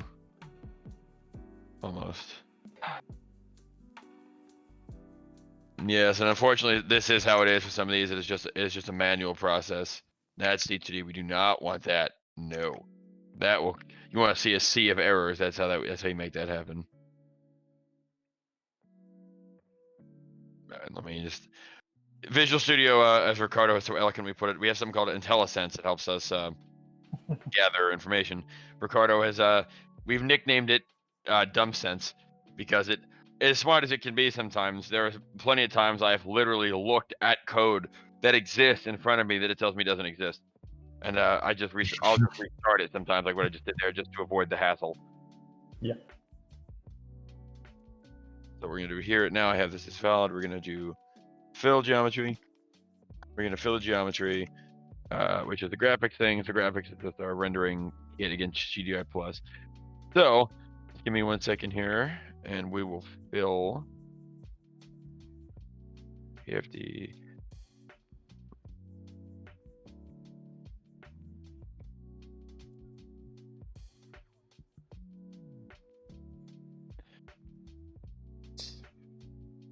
What do you want from me?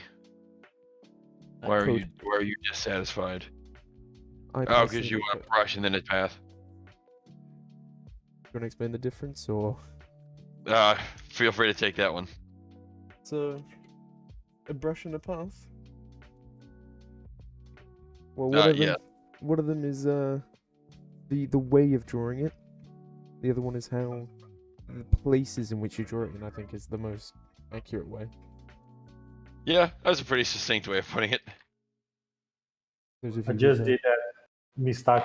We just told the point. Typing the STD would be just like GTG or something. Yeah, just the slight offset. Yep. Or DYH.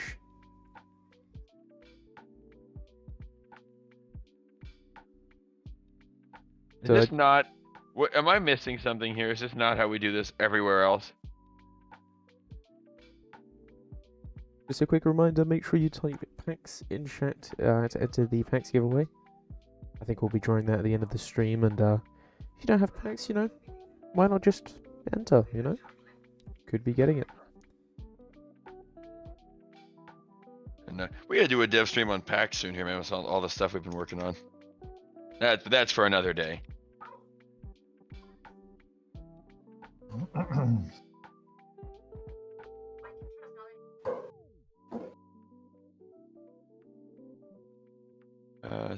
I need to do my.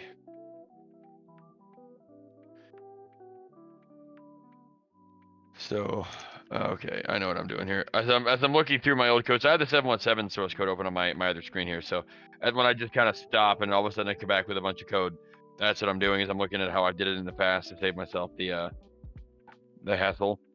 Basically, what we're doing here is the radar altimeter has it has some interesting, it's like a hatch line type effect. And what I'm doing here is I'm allowing us to have that little hatch line effect in the middle of the screen still. So let me do this here.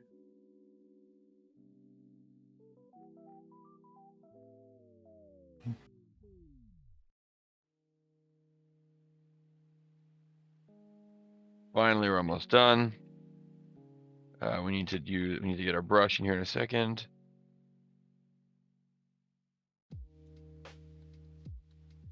So this is the reality of a lot of the job is it's not all as exciting as we'd like it to be. Sometimes we get to have fun and it's all, you know, instant feedback. You're working with these really hardcore systems and doing stuff that feels really fulfilling. Sometimes it's this. It's a lot of, you know, everything is, any whole is the sum of its parts. And that's kind of what we're seeing here too. Again, this is a look into what it's actually like to work on this thing.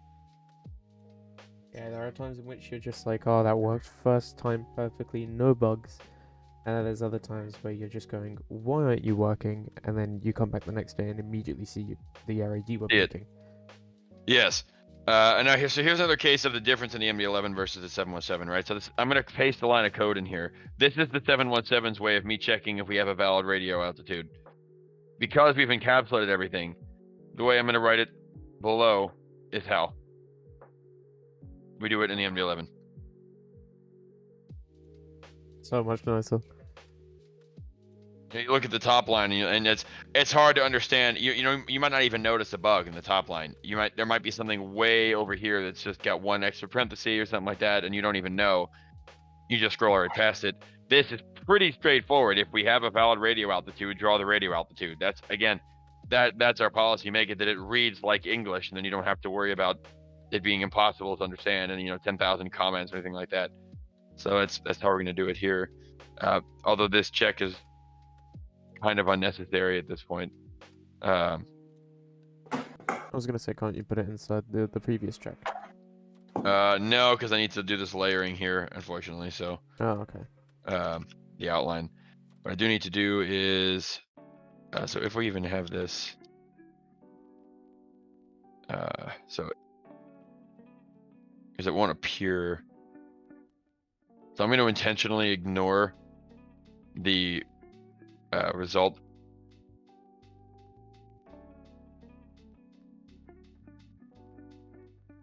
Because it'll disappear after a certain altitude. I guess, well, maybe we'll do it this way. We'll do if radio altitude.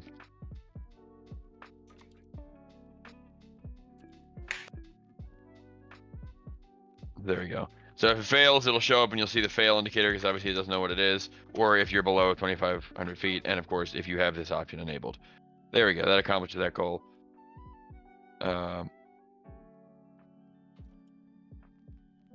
So I need to stick up a placeholder for the EIS because obviously your minimums, when you get below your minimums, it changes color. So I'll do another one of those, remove these.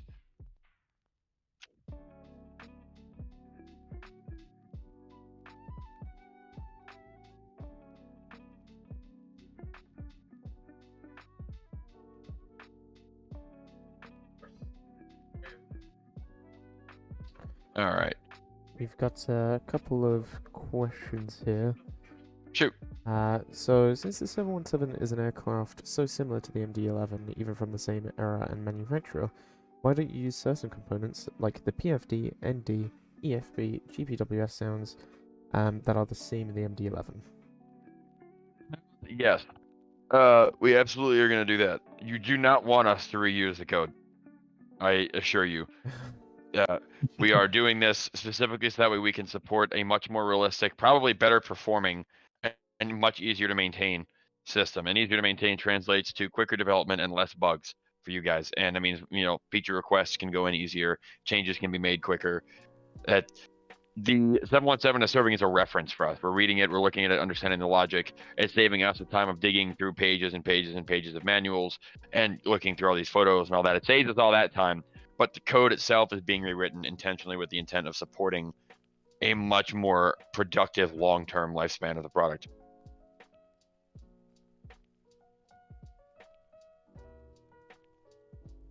Yeah, no, as Colin showed earlier, some lines from the 717 are massively complex that we just do in a couple of characters. So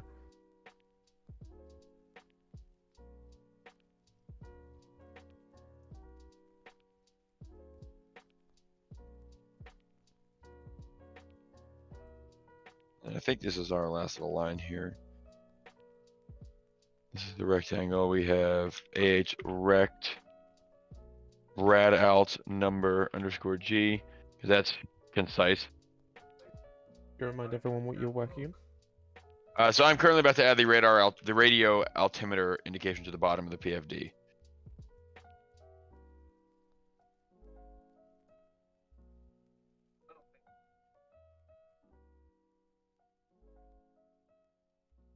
So we use, I believe, yellow.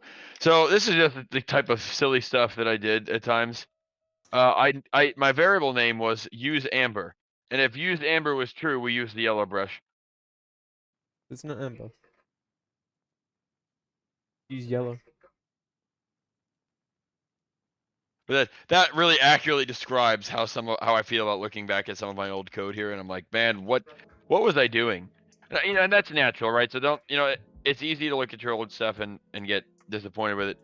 That's a really natural thing. As a programmer, I think if you're really committed to what you're doing, and I know a lot of us, we really love what we do, and we do our best to pretty much constantly improve. I think it's natural to look back and have, and to have grown. I think if you don't look back and question some of your decisions, it means you haven't grown much.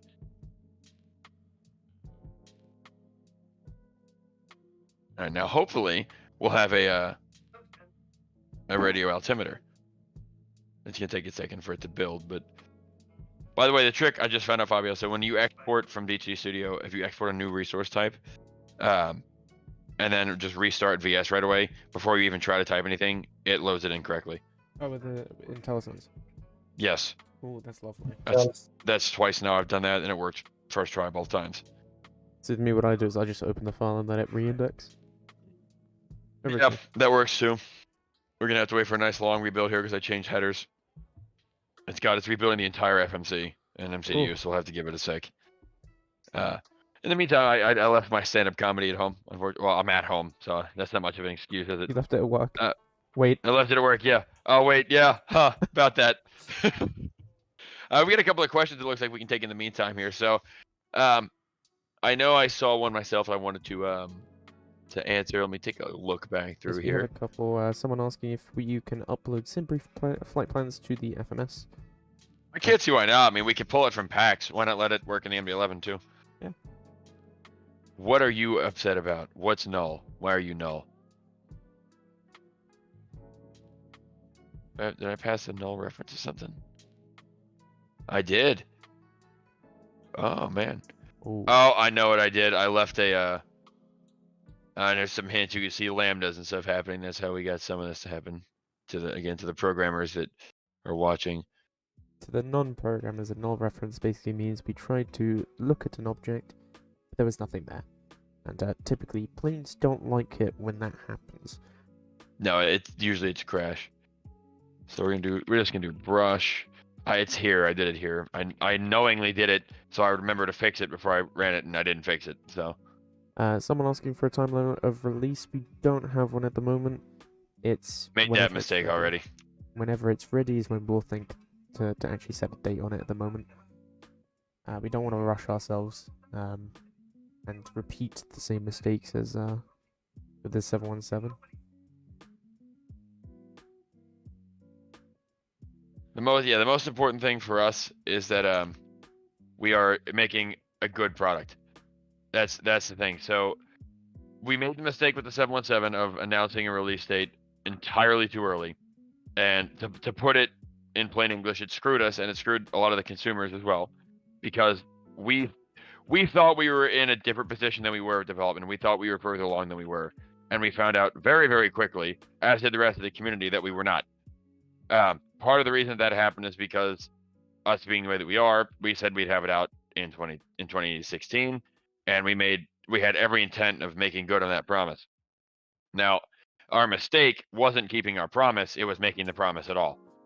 So now we're not going to do that. We're going to promise to do our best when we can, how we can, but that's the extent. Beyond that, it's going to depend entirely on how things are going. And we do have radio altitude now. Look at that. Incredible work. And the last thing I'm going to do is that you have our alternates to if rat out valid, basically. I don't know that this is actually... That doesn't make sense to me that would be only if...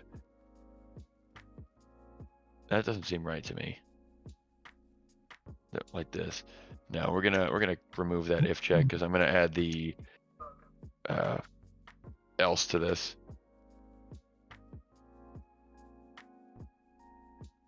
So the last thing I need to do here is just do the little strike through symbol. And I think once we've Which done is- that, we'll draw the giveaway and I think call it a day. I think so. And Ricardo, do you have anything else that you want to add in there or kind of touch on before we start wrapping up for the day? I'm just creating, as you said, we're just doing that. We can't tell anything about the release, and I think that's because of the nature of what we're doing. We're creating a very complex plane, and I'm just adding the crossfit valves and the fuel shut-off valves for the tanks and for the fuel system. That I think that the fuel system and the electric system are the two most complex systems in the plane that I am working right now. Of course, there is the FCC, the FMC, all the things you and Fabio are working at. But the fuel system itself is a huge task to create and to implement and to make it as real as it gets. So that's where I am right now. Just adding the valves in here and slowly creating that, and then creating the logic, adding the logic, and putting that into test, which we've got to do right. Alrighty, so finally here, I'm going to show off kind of an example of how this whole simulation of this stuff works. So obviously right now everything's looking good. So I'm going to commit this as it is because it's working more or less. So added, oh, yep, you see that my fingers are off. Added radar altimeter to PFD. Again, as you guys see here, so I'm referencing stuff like RA. RA, and we're going to dig into that a little bit. This is what I mean about us building on existing systems and why it took so long. Now, RA isn't just some random extra thing. RA is a simulation of a radio altimeter computer. It will have its own, of course, it's pending right now, but it has the ability to have its own power simulation. It has two different variants of itself, one to the left and one to the right. It has the ability to fail and provide its own sensor indication. And a lot of the stuff that you see us using in the PFD is like that.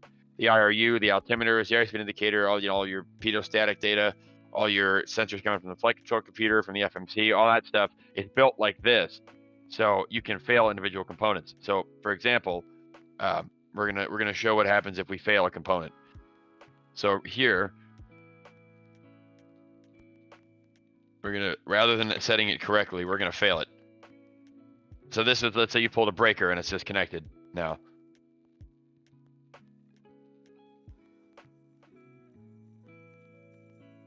And so now you see that there's that strike through. That's the type of thing that can happen. You could easily put here, if something like this. Apologies, Colin. Sorry to cut you off here. Just 30 seconds until that giveaway closes. So if you haven't entered already, make sure you type in PAX in chat. And then we'll give away a copy of PAX to the winner.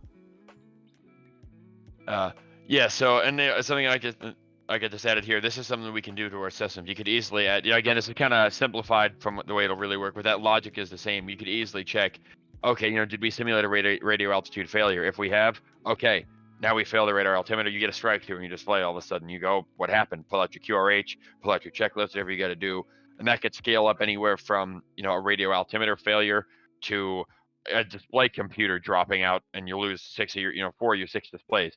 There's all kinds of things that we have the ability to do that with that it was just impossible in the 717. The way we structured the code it couldn't happen. Now it can. Last thing we'll check for the day is I just want to see it because the intent was kind of to make sure that the behavior of the displays was good when we didn't have IRS. And once that happens, we'll see that and we'll start talking a little bit and we'll close it out. So here is our correctly working display. Which is looking lovely. We're going to go to our overhead. We're going to kill off our IRS. We're going to go back to the captain instruments. Look at that. And there we go. Now, actually, I don't believe the background draws. That's what it is. If we don't, yep. So the last check, that's what it was. This is actually if rolled ATT the valid. giveaway. So congratulations to OM457. I believe a member of maybe admin or community mods will be reaching out to you. Make sure you've got your copy of PAX. final check for the day. We'll just go ahead and look at this. Again, we'll turn off the IRSs. There we go. Lovely. And then we have the radio altitude. And that's how it works. And now that's linked up to our systems that can fail, that can draw power, and we can work on that independently. I could now ask Fabio, on Monday, say, hey, can you add some type of extra simulation to the radio altimeter? He could do his work totally separate. When he's done, if it indicates a new failure flag, now the PFD reflects that immediately, and so does everything else that depends on it, not just displays. That trickles down to the FMC. If the FMC is expecting at 500 radio altitude, it's going to perform an activity, but the radio altimeter failed, that activity doesn't happen, and you start being able to trigger that type of thing all the way throughout the cascade of systems in the airplane, and that's really the point of the way we developed this whole system. Yeah, so I think that's a good point to end it on. I think so too. I just pushed that up. Lovely. So, I just want to thank everyone for stopping by, for watching. We really appreciate it, Colin. I don't know if you want to say anything. Just a little bit. So once again, like I said, like Fabio said, thank you everybody for coming in today to talk to us and work with us on this. This is something we all really enjoy doing, and being able to share it with you guys on a real basis like this.